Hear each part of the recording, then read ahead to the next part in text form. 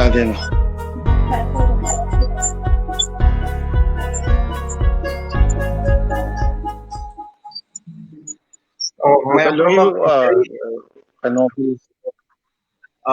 Akwai ngasi public interest network na sinjaduna akwai panel discussion ama thamjabani ngasi panel discussion sigi topic na past present future of Manipuri literature haiba hiram sida akwai ngasi akhang ahi rasing ani hum kawjabani ado laibak thiba haigadra akwai gi oda ND Hodamba akwai gi assistant professor Janata College Kabuganj networking problem leibidagi odadi lakpo ngidre adu sumaraka try toge na odan takpirei ado ngasi ihan hanba akogi panelist number 1 oina thamjari si oda Kumari Chanu oda Dr. Kumari Chanu oda associate professor Manipuri University ni aduga ani suba panelist oina leijari leijari si oda Manindra Konsam akogi senior journalist ni oda anibu ahan waktu da para nokseri aduga ngasi yengbiriba viewer punam busu public interest network ki maigitigi para nokseri ahan bada ai oda Kumari da laksage akogi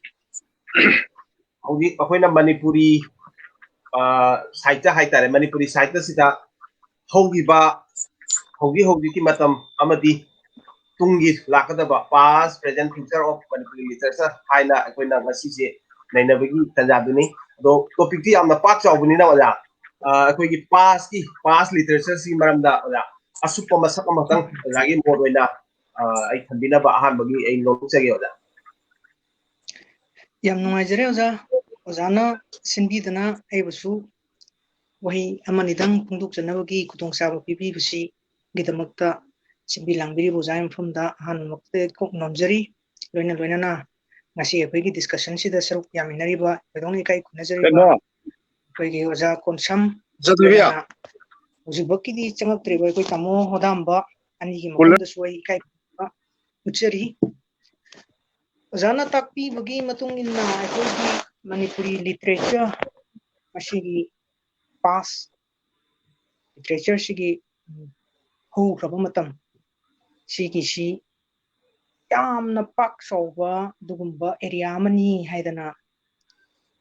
punamoni hena khangbi baduni adubu sukchanna khajitang thamjarabada akoina Manipuri literature gi past haibasi akoina ngasi uriba written literature haijabatare ariba puyagi direct singsidagi horaga ariba sahityagi salsi mashi khaktang na akoigi past ni haina lobadi khajitang akoigi midyengsi pak chauna konsenba yabra haidana ai khanjai sumhain tawdana akoina Manipuri literature ki past hairaga yengba yabasi ai miyeng ani akoi ke haitare tangkak ani khakta thamjaningi madudi remote past ama duga recent past ama sumain tawdana ai khaidokpa yabra haidana ngonda faujabaduni akoigi remote past gi akoina ningsingba thoktraba matamdagi hona leiraba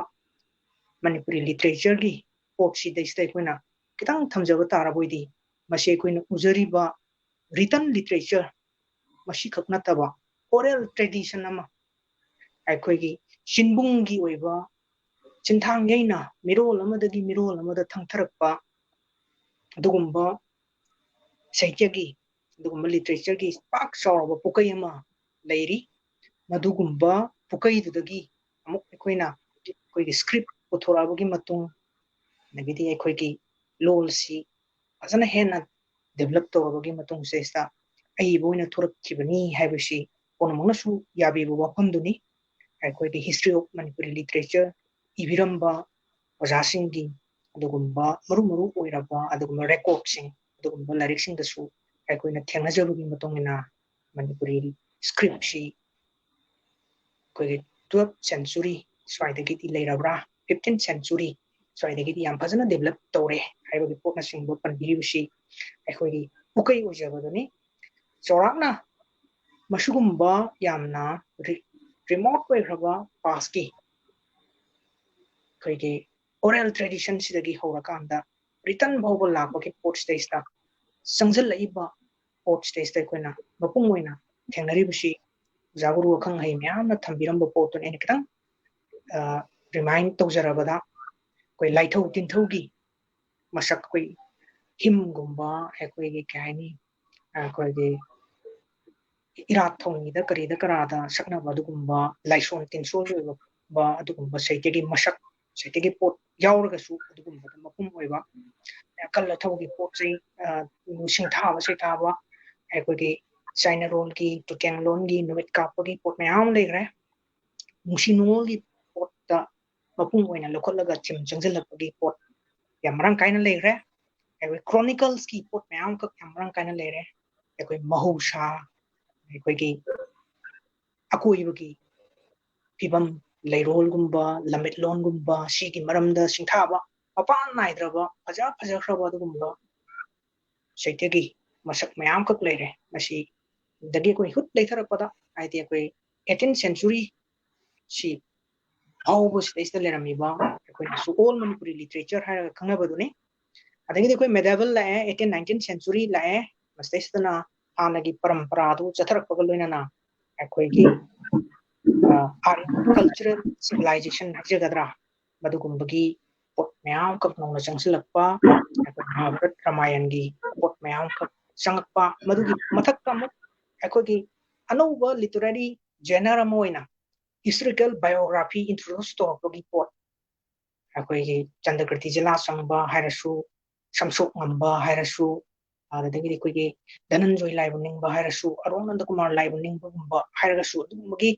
yamna akogi landam sigi soil siga sanana othorokpa adugumba sahityagi pokai solaba masak ama leigre medieval period chi phawbus taisla chi phawbusi aihakna akogi remote past ki manung staista Manipuri literature ni masak se thamjaningi adukanda recent past ki port staista mu akoina kitang yengba yai ngasi hujik oribustagi kitang recent oiba adugumba past di akoigi chawrang akoina modern Manipuri literature haraga khangnariba hajaba tare thangai sengbe akoigi modernism haibagi western gi concept leriba modernism gi portu makti nattaba akoina anobu Manipuri sahitya gi matam haraga khangnariba western education phangabagi matungda thoraiba akoigi sahitya gi masak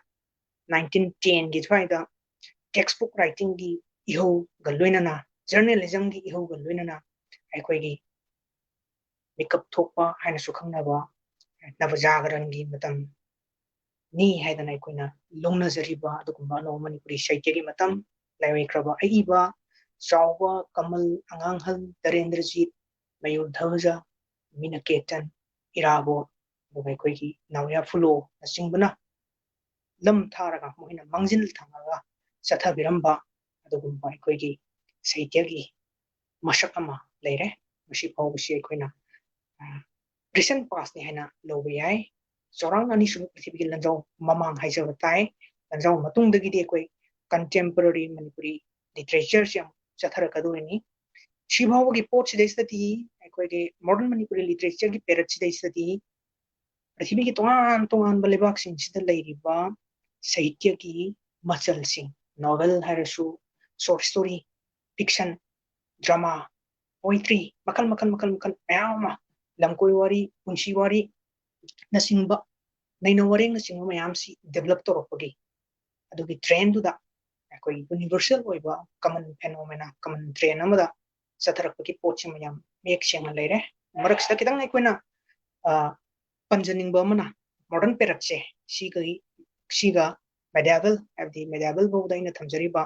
okay remote past ka recent past ka ani sigi langdai oina aikoina yengba yabasi haudai jamba chekyagi literary works masigi mapam mama masi aikoigi modern gina ahubani adoga aikoigi medieval gina mamai tarpa haijabatai ani ki langdai du leibagi am phajaba adugumba transition period amada leiki badugumba literature gi pothok ama oigi bisi Manipuri sahitya gi endokna aikoigi maru oiba adugumba matam mamagi pothok ni haibasi ai thamjaningi ꯁꯤ ꯐꯥꯎꯕꯁꯤꯗꯩꯁꯤꯗ ꯑꯩꯈꯣꯏꯅ ꯎꯈꯤꯕ ꯃꯅꯤꯄꯨꯔꯤ ꯂꯤꯇꯔꯦꯆꯔꯁꯤꯒꯤ ꯃꯄꯨꯡ ꯑꯣꯏꯕ ꯃꯁꯛꯁꯤ ꯐꯤꯕꯝ ꯈꯔꯗ ꯑꯩꯈꯣꯏꯒꯤ Aryan culture की civilisation की मोगी इमेज मैम खक मोगी इंपीरियलिज्म हाइगद्रा दुकुंबगी शाफु खरा लेबदगी एकोगी साहित्य की ओइबा पोट्स देस्ता मदुकुंब पोट खरा चंगल लखिबा तारगसु एकोगी सोइल्स तगी डेवलप तौजबा एकोगी रूट का समनजबा एकोगी ट्रेडिशन की मसक यावजरिबा एकोगी इथोस हाइजबा ताई एकोगी कल्चर हाइजबा ताई मसी पुनमक्का समनजबा एकोई तगी उजबा हाइबा ताई मदुकुंबगी मसक अमा याम सेंगना लेजरम्बनी मदुगी मसक्तुनी एकोगी remote past amadi recent past ta chenariba manipuri literature ki masak se haibashi bhau ai han du na za thamjage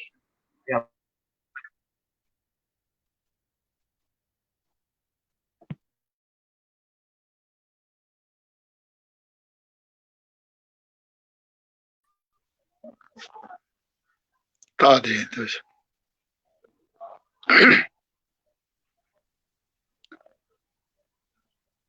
Tadre ne. Zada we kaim tadre ne. Du toge. Tadre.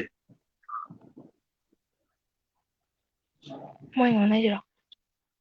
Aingonda haibo ngoni tadre ba.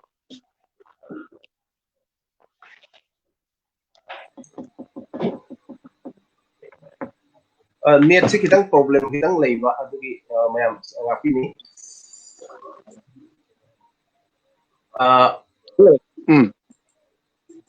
oda Manindra tapi bra Taze. Hello. Taze.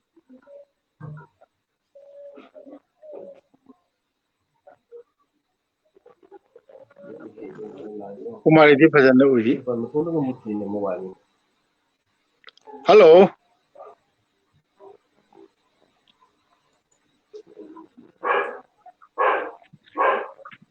Akoy oza sarak ki kano du udre ne.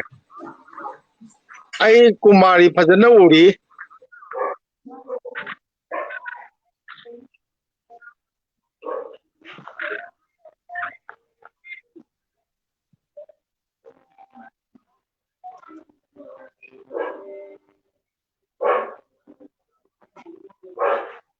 Studio ne yadri ba.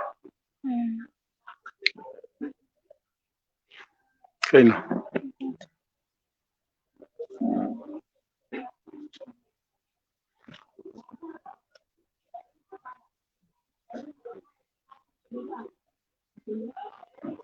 Tile.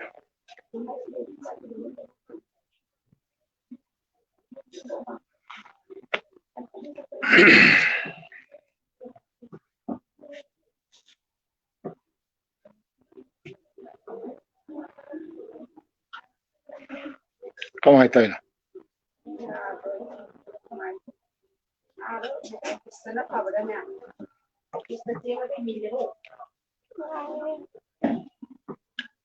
$73 kari ne kano de bike te.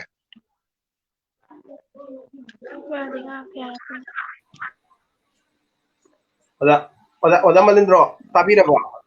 Ai taze. Tai. hujigi pass ki matang se pass Ai ki khonjel tabi bra. taja le ado hujigi pass matang se pre arjan hai ga pass arjan hai na organization pre organization pass organization hai na koi literature khaidok ko jabra masi kamai to no masi asim tanga wajana kitang pass ki matang se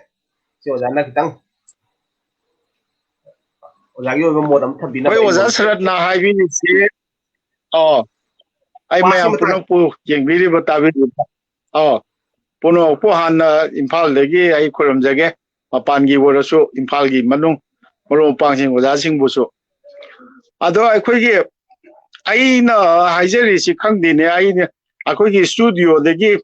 sarat na haibi rak pasi ai da ta boy ta da boy tawi. Ado bo ai try taujage.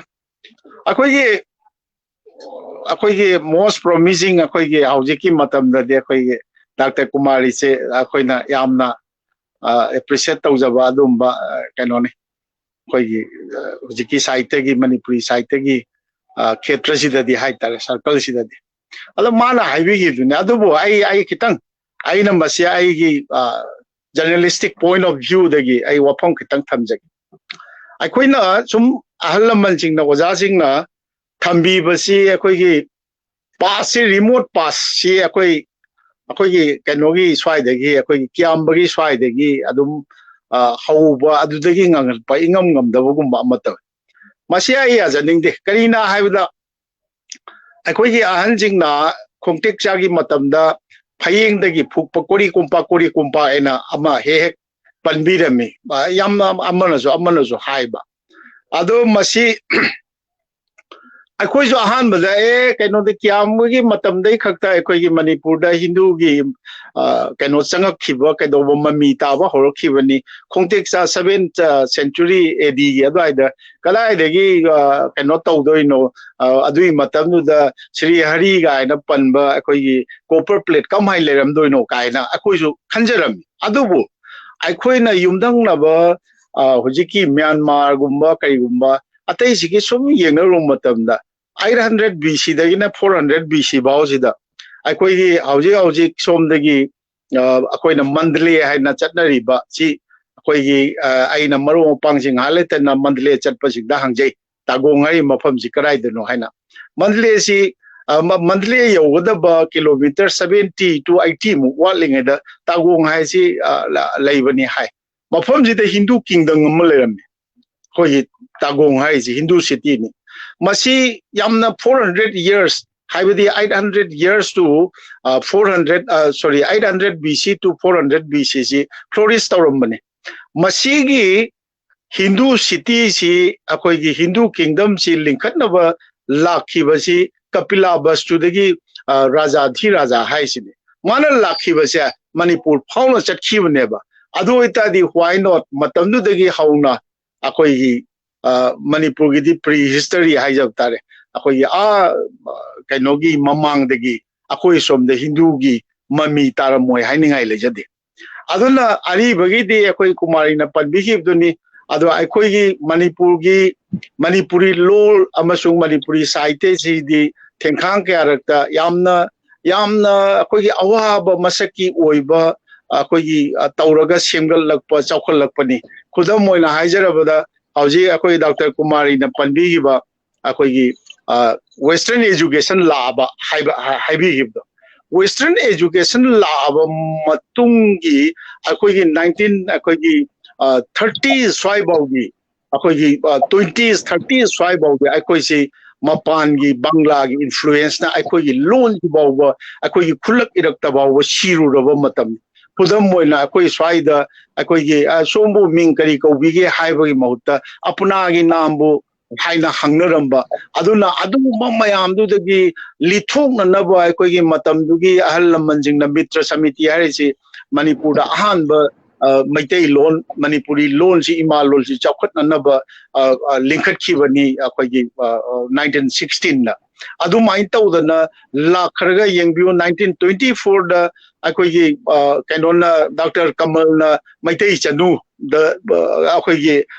kaino tawdana iraga matam kuina gi tungda lengsin bere akoi gi kari ai chimpa pujadi Imam Maitai Chanu Maitai Saita Mandir manungda yendai thanna haptuna kallusi imagi khuya da gaina 1924 da lawba horawni aduna khwairakom chawuna mu laira rabi ironi khangdabana haibani Maitai karbi lakhini ga haisi early akoi gi 40s da akoi mana lawramamni adui matungda 1948 da Ojani Lakante gi Manipur khangbiramgani adumai tawduna akoi gi kainosi wana laktana akoi gi ahalaman adugumba lamyan biramba mayamduna semgat piramdana mamangai degi hauraga akoi 1973 degi akoi gi loan sida akoi gi Manipuri literature da akoi gi kainosi piba horai mi Sahitya Academy award si piba horai mi adugi thagla mi 1992 da akoi gi loan si ꯑꯩꯈꯣꯏꯒꯤ 8th schedule संविधान की Bharat constitution की 8th schedule Chamba लोल अमा ओइरैनि मसी अखोइगा युमधंगनरिबा खुदम Moina हेक्ता कनो तौरसु अखोइगी Khasia Jaintia सिंगी Khasia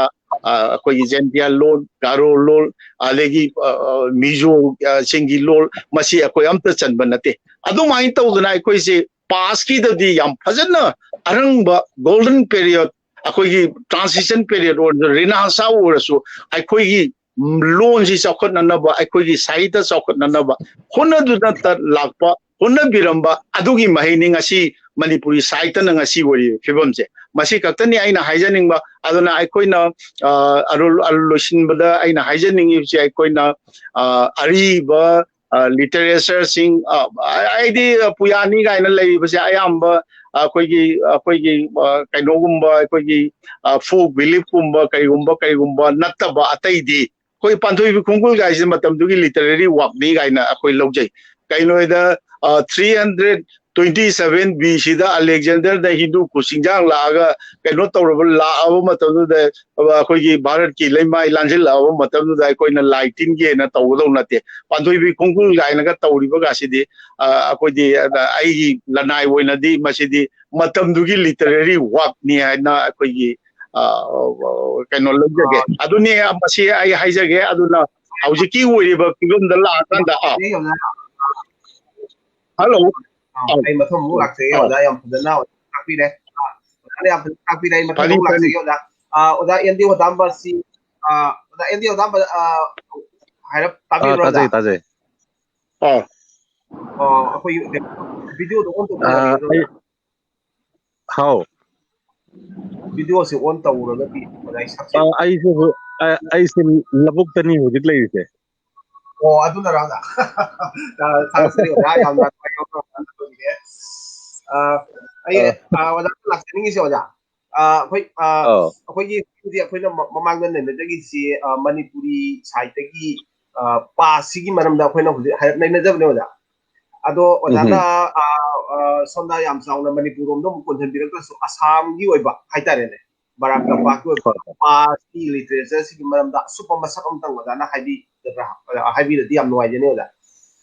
hoi aina thamjaning baki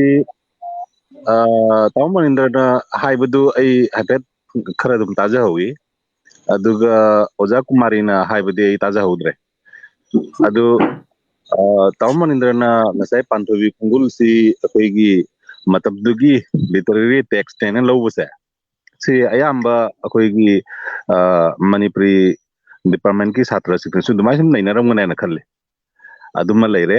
aduga aribadadi अखोई गसाई ngaligai matamda oja Kumari nasu taw Manindra nasu phadana nabiramane na khalli अखोई ancient period medieval period habam leire aduga modern period habama masini अखोई Manipuri gi department ki satra na yam kan naina rise ado oja sarna huji hodok pirei ba wafam sida mamangi haisina modern period sisu yauna ngasi gi mamang pawda leiba hariba ngasai gi period ahumse ancient period medieval period amadi modern period ahummakse punna akoi mamangi matam puri context da ada asamamda yangaga akoi gi ancient amadi medieval se masigi part simadi akoi gi barak bali romda maruina asamamda di masigi mami se khara marang kaidre aduga medieval Manipuri literary text ki mami khara di akoi manuscript ta akoi gi khara makai di ahlaman singi makhutta dum thengnabi gani akoi gi ai manuscript ki sim ta joda adu arga di akoi gi post independence pre independence haina adondo na sapi di ang da apa hudi ge ngi se pas ki si asam gi sira asam gi sida asam gi si pre and post haina khaidokpagi paring du dum thamasu ye aduga nauria flogi matam amadi magi matungi matam haisu yani adu na hena phadara ne adu mahata bi nauria akoigi gasagi manuscript oina ko akoigi phangba sarukha lei masigi si Assam gi Manipuri literature Assam gi Manipuri sahitya nainaba matamda masigi jaga sima thadokpa yadaba jaga amani akoigi phungdokpa nataba खुई द लेबा लई अखोगी Assamese make ते इबले Bengali make ते दुगा मैते इबले तो अखोगी यामरोम ले मसीगिसना मणिपुरी लिटरेचर असमनी मणिपुरी लिटरेचर होरक दबगी बैकग्राउंड मनी अदुगी बैकग्राउंड सी दगी लाकदा अहबा लाकदा उसे मैम सु हेना खंगनबिबा अखोगी लाइनिंग नावरिया फुलोगी टेक्स्ट से माने एदु खुदोल तमिरंबा साहित्यगी सरुक से मसी यामना इंपोर्टेंट ओइबा जगह अमनी अदु हारिबा मागी लिटरेरी टेक्स्ट बयाम सिंगसी एंटायर मणिपुरी लिटरेचर की हाबदी वर्ल्ड मणिपुरी लिटरेचर की अखोगी नैनबा मतमदा नसाइगी अखोइना अहुम सुबा पेरियड थमजेखिबा मॉडर्न मणिपुरी लिटरेचर की अखोइ पेरियड से मसीगी मतम नैनबसिदा कनागुम्बा मणिपुरी लिटरेचर की छात्र अमा नत्र नैनरोय अमना नावरिया फ्लो से थादो मगदी मागी स्टडीज मपुंग फारोइदबई फियम लेरे अदुना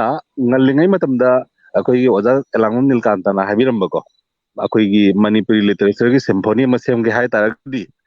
manipur assam de tripura bangladesh na singba singke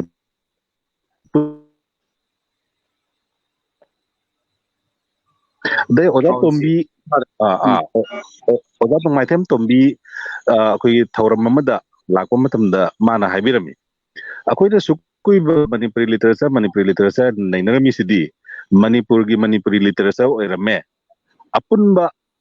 akogi malem se da lairiba Manipuri ki literature sigi apunba masak ama yeng si hargadi asam da laiba lanya nauria flogi text se thado amba yaroe aduna nauria flogi text 1915 dagi hauraga akoi khui dagi hauraga 1940 gi angan ba part fau sida saireng kaya ware adi akoi wareng kaya haitai mapungoina adai akoi khanda kai ba kharasu madum irami hariba the translation worksing hariba singsi mapungoina aina thamjare asam gi sida aduga magi hek thangmuna mo ma se 1940 gi angan basruk ta lai hidra matungda akoi gi yengkhong komolaina mayam dum khangna berong na khalli yengkhong komol ko bani pa ma chulerami masu sidam paw akoi gi kari haitare text khra serengi format dum thambirami maru oina di pore apokpa maru baina leibai thu kan sidaba kangbu singna akoi sin na laison tinson gi isai sereng singni maru oina di adugi sarak aidi kitang mana mahut sinna leirami matam khra adai matam kuina haibdi 1968 ki matam se aswai bog yorok tringi karak simadi akoi gi yamna phajaba asam gi manipuri literature naina bada lausit taruba matam maina akoi tar mama sine akoi sahiत्य gi product amata leitaba asam da adu gi matam da akoi gi magazine gumba akoi gi journal gumba da article khara inaba khona ba natna lyric ki form da puthorok pasidi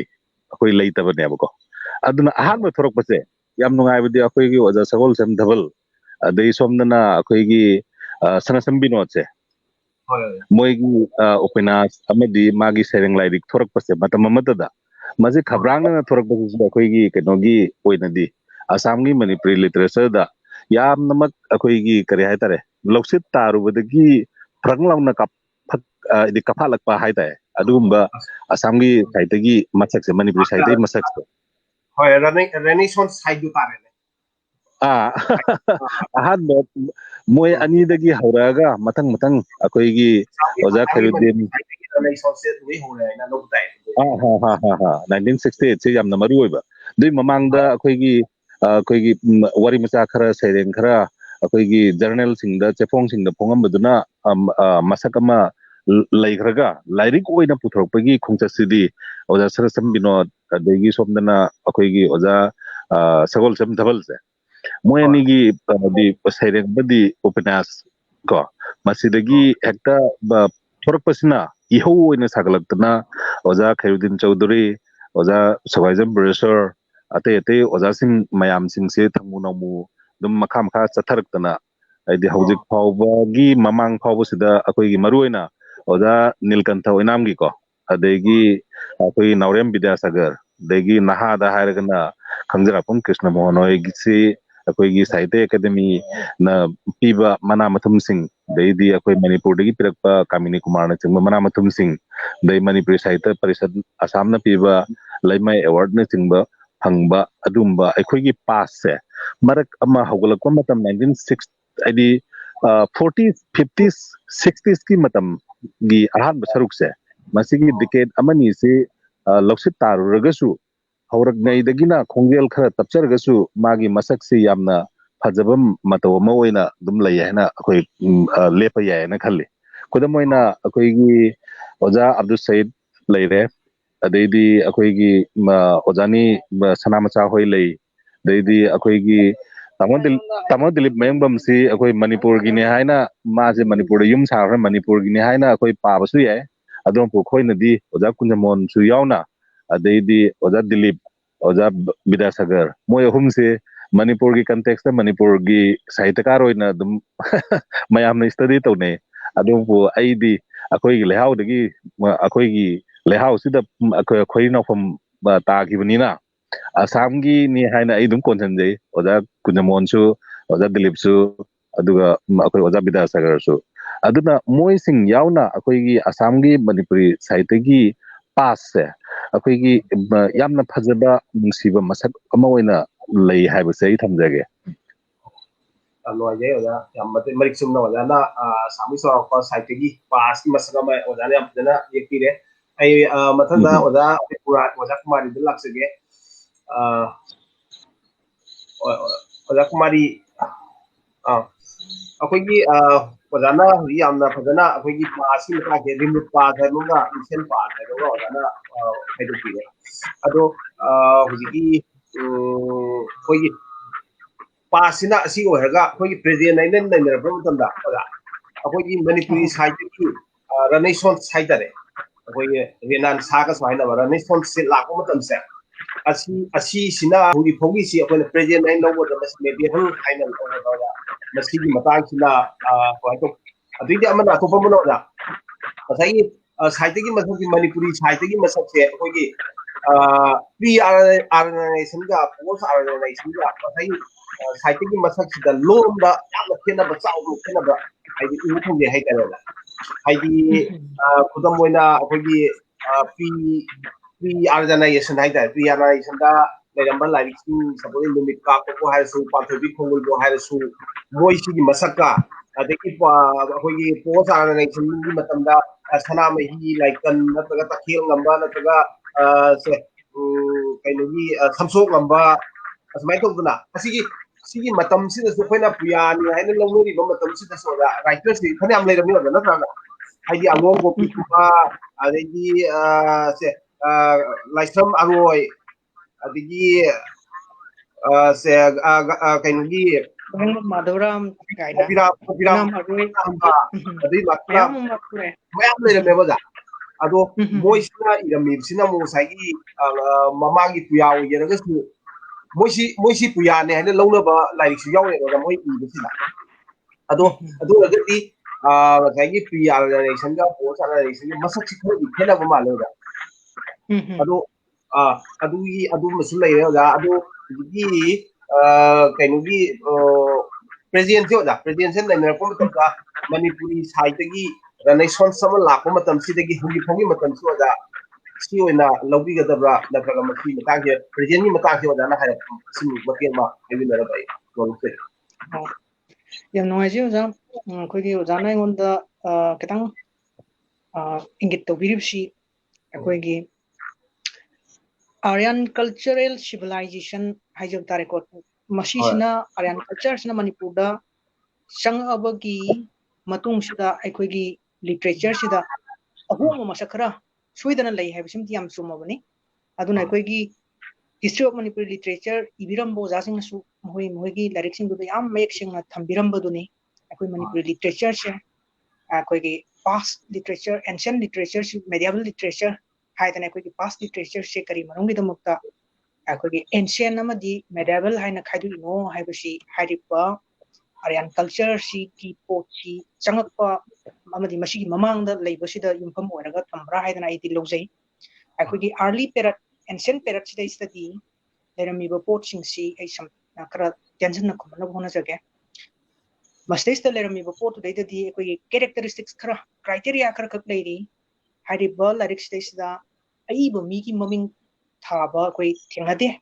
ꯃꯦꯗꯤꯑꯦꯕꯜ ꯄꯦꯔꯤꯌꯗ ꯑꯩꯈꯣꯏ ꯍꯧꯖꯤꯛꯀꯤ Aryan ꯀꯜꯆꯔꯁꯤ ꯆꯪꯉꯕꯒꯤ ꯃꯇꯨꯡꯁꯤꯗꯩꯁꯤꯗꯗꯤ ꯑꯏꯕ ꯃꯤꯒꯤ ꯃꯃꯤꯡꯁꯤ ꯊꯥꯕ ꯊꯦꯡꯅꯔꯦ ꯍꯧꯖꯤꯛ ꯑꯣꯖꯥꯅ ꯇꯥꯛꯄꯤꯈꯤꯕꯅꯤ ꯑꯉꯣꯝ ꯒꯣꯄꯤ ꯋꯥꯍꯦꯡꯕꯝ ꯃꯥꯙꯕꯔꯥꯝ ꯌꯨꯝꯅꯥꯝ ꯑꯇꯤꯕ ꯅꯕꯥꯅꯟꯗ ꯖꯨꯕꯔꯥꯖ ꯐꯥꯎꯕ ꯑꯗꯨꯝ ꯏꯔꯝꯃꯤꯕꯅꯤ ꯑꯗꯨꯗꯒꯤꯗꯤ ꯑꯩꯈꯣꯏꯒꯤ ꯔꯥꯏꯇꯔ ꯃꯌꯥꯝꯈꯛ ꯊꯣꯔꯛꯑꯦ ꯃꯣꯏ ꯃꯌꯥꯝꯁꯤ ꯀꯂꯦꯛꯇꯤꯚꯂꯤ ꯈꯔ ꯑꯃꯅ ꯁꯛꯑꯒ ꯑꯩꯈꯣꯏꯒꯤ ꯒ꯭ꯔꯨꯞ ꯑꯣꯏꯅ ꯍꯥꯏꯖꯕ ꯇꯥꯔꯦ ꯏꯔꯛꯄꯒꯤ ꯇ꯭ꯔꯦꯟ ꯑꯃꯈꯛ ꯌꯥꯝ ꯐꯖꯅ ꯂꯩꯔꯦ ꯁꯨꯃꯥꯏꯅ ꯇꯧꯗꯅ ꯂꯩꯔꯤꯕ ꯄꯣꯠꯁꯦ ꯉꯁꯤ ꯑꯩꯈꯣꯏꯒꯤ ꯅꯩꯅꯔꯤꯕꯒꯤ ꯄꯣꯠꯁꯤꯗꯩꯁꯤꯗ ꯌꯦꯡꯖꯕ ꯇꯥꯔꯕꯣꯏꯗꯤ ꯑꯥꯔꯂꯤ ꯄꯦꯔꯠ ꯑꯦꯟꯁꯤꯌꯟꯁꯤꯕꯨ ꯑꯣꯏꯔꯕꯁꯨ ꯃꯦꯗꯤꯑꯦꯕꯜꯁꯤꯕꯨ ꯑꯣꯏꯔꯕꯁꯨ ꯂꯣꯏꯅꯃꯛ ꯄꯥꯁꯅꯦꯅ ꯑꯩꯈꯣꯏ ꯂꯧꯕ ꯌꯥꯔꯦ ꯇꯧꯕꯇꯕꯨ ꯃꯁꯤꯒꯤ ꯈꯨꯏꯒꯤ ꯁ꯭ꯇꯥꯏꯜꯗ ꯑꯗꯨꯗꯒꯤꯗꯤ ꯏꯕꯒꯤ ꯃꯑꯣꯡꯁꯤꯗꯩꯁꯤꯗ ꯋꯥꯔꯤꯒꯤ ꯄꯔꯤꯡꯗ ꯃꯊꯪ ꯃꯅꯥꯎ ꯅꯥꯏꯅ ꯆꯠꯊꯔꯛꯄ ꯑꯗꯨꯒ ꯑꯩꯈꯣꯏꯒꯤ ꯑꯦꯟꯁꯤꯌꯟ ꯄꯦꯔꯠꯇꯨꯗꯩꯗꯒꯗꯤ ꯋꯥꯔꯤꯒꯤ ꯃꯊꯪ ꯃꯅꯥꯎꯁꯤ ꯊꯧꯗꯣꯛ ꯑꯃ ꯁꯩꯊꯥꯔꯤꯉꯩꯗ ꯑꯇꯣꯞꯄ ꯊꯧꯗꯣꯛ ꯑꯃꯁꯨ ꯑꯃꯨꯛ ꯍꯦꯛꯇ ꯄꯨꯁꯜꯂꯛꯄ ꯂꯝꯃꯤꯠꯂꯣꯟꯒꯤ ꯄꯣꯠꯁꯤ ꯍꯦꯛꯇ ꯃꯐꯝ ꯌꯥꯝꯅ ꯌꯥꯎꯁꯜꯂꯛꯄ ꯋꯥꯔꯤꯁꯤ ꯂꯤꯅ ꯑꯇꯣꯞꯄ ꯋꯥꯔꯤ ꯑꯃ ꯌꯥꯎꯁꯜꯂꯛꯇꯅ ꯑꯩꯈꯣꯏꯒꯤ ꯋꯥꯔꯤꯒꯤ ꯃꯌꯥꯡ ꯐꯥꯕꯗ ꯋꯥꯔꯝꯕꯅꯆꯤꯡꯕꯗꯨ ꯃꯦꯗꯤꯑꯦꯕꯜ ꯄꯦꯔꯠꯁꯤꯗꯩꯁꯤꯗꯗꯤ ꯂꯤꯛꯂꯝ ꯑꯃꯗ ꯐꯖꯅ ꯃꯔꯤ ꯅꯥꯏꯅ ꯆꯠꯊꯔꯛꯄꯒꯤ ꯃꯑꯣꯡꯒꯥꯏꯁꯦ ꯑꯩꯈꯣꯏ ꯊꯦꯡꯅꯔꯛꯀꯗꯣꯔꯤꯅꯤ ꯍꯤꯁꯇꯣꯔꯤꯀꯦꯜ ꯕꯥꯏꯑꯣꯒ꯭ꯔꯥꯐꯤ ꯊꯣꯔꯛꯀꯗꯣꯔꯤꯅꯤ ꯁꯤꯒꯨꯝꯕꯒꯤ ꯑꯩꯈꯣꯏ ꯀꯅꯥꯒꯨꯝꯕꯅ ꯑꯩꯈꯣꯏꯒꯤ ꯃꯣꯗꯔꯟꯒꯤ ꯄꯦꯔꯠꯇ ꯂꯩꯔꯤꯕ ꯅꯣꯚꯦꯜ ꯍꯥꯏꯕꯁꯤ ꯃꯦꯗꯤꯑꯦꯕꯜ ꯄꯦꯔꯠꯇ ꯗꯦꯚꯦꯂꯞ ꯇꯧꯈ꯭ꯔꯕ꯭ꯔꯥ ꯍꯥꯏꯕꯒꯤ ꯄꯣꯠꯀ ꯂꯩꯕꯒꯤ ꯄꯣꯠ ꯑꯃꯁꯨ ꯂꯩꯈ꯭ꯔꯦ ꯁꯝꯖꯟꯅ ꯁꯨꯞꯆꯟꯅ ꯄꯨꯝꯅꯃꯛꯁꯦ ꯑꯩꯈꯣꯏꯒꯤ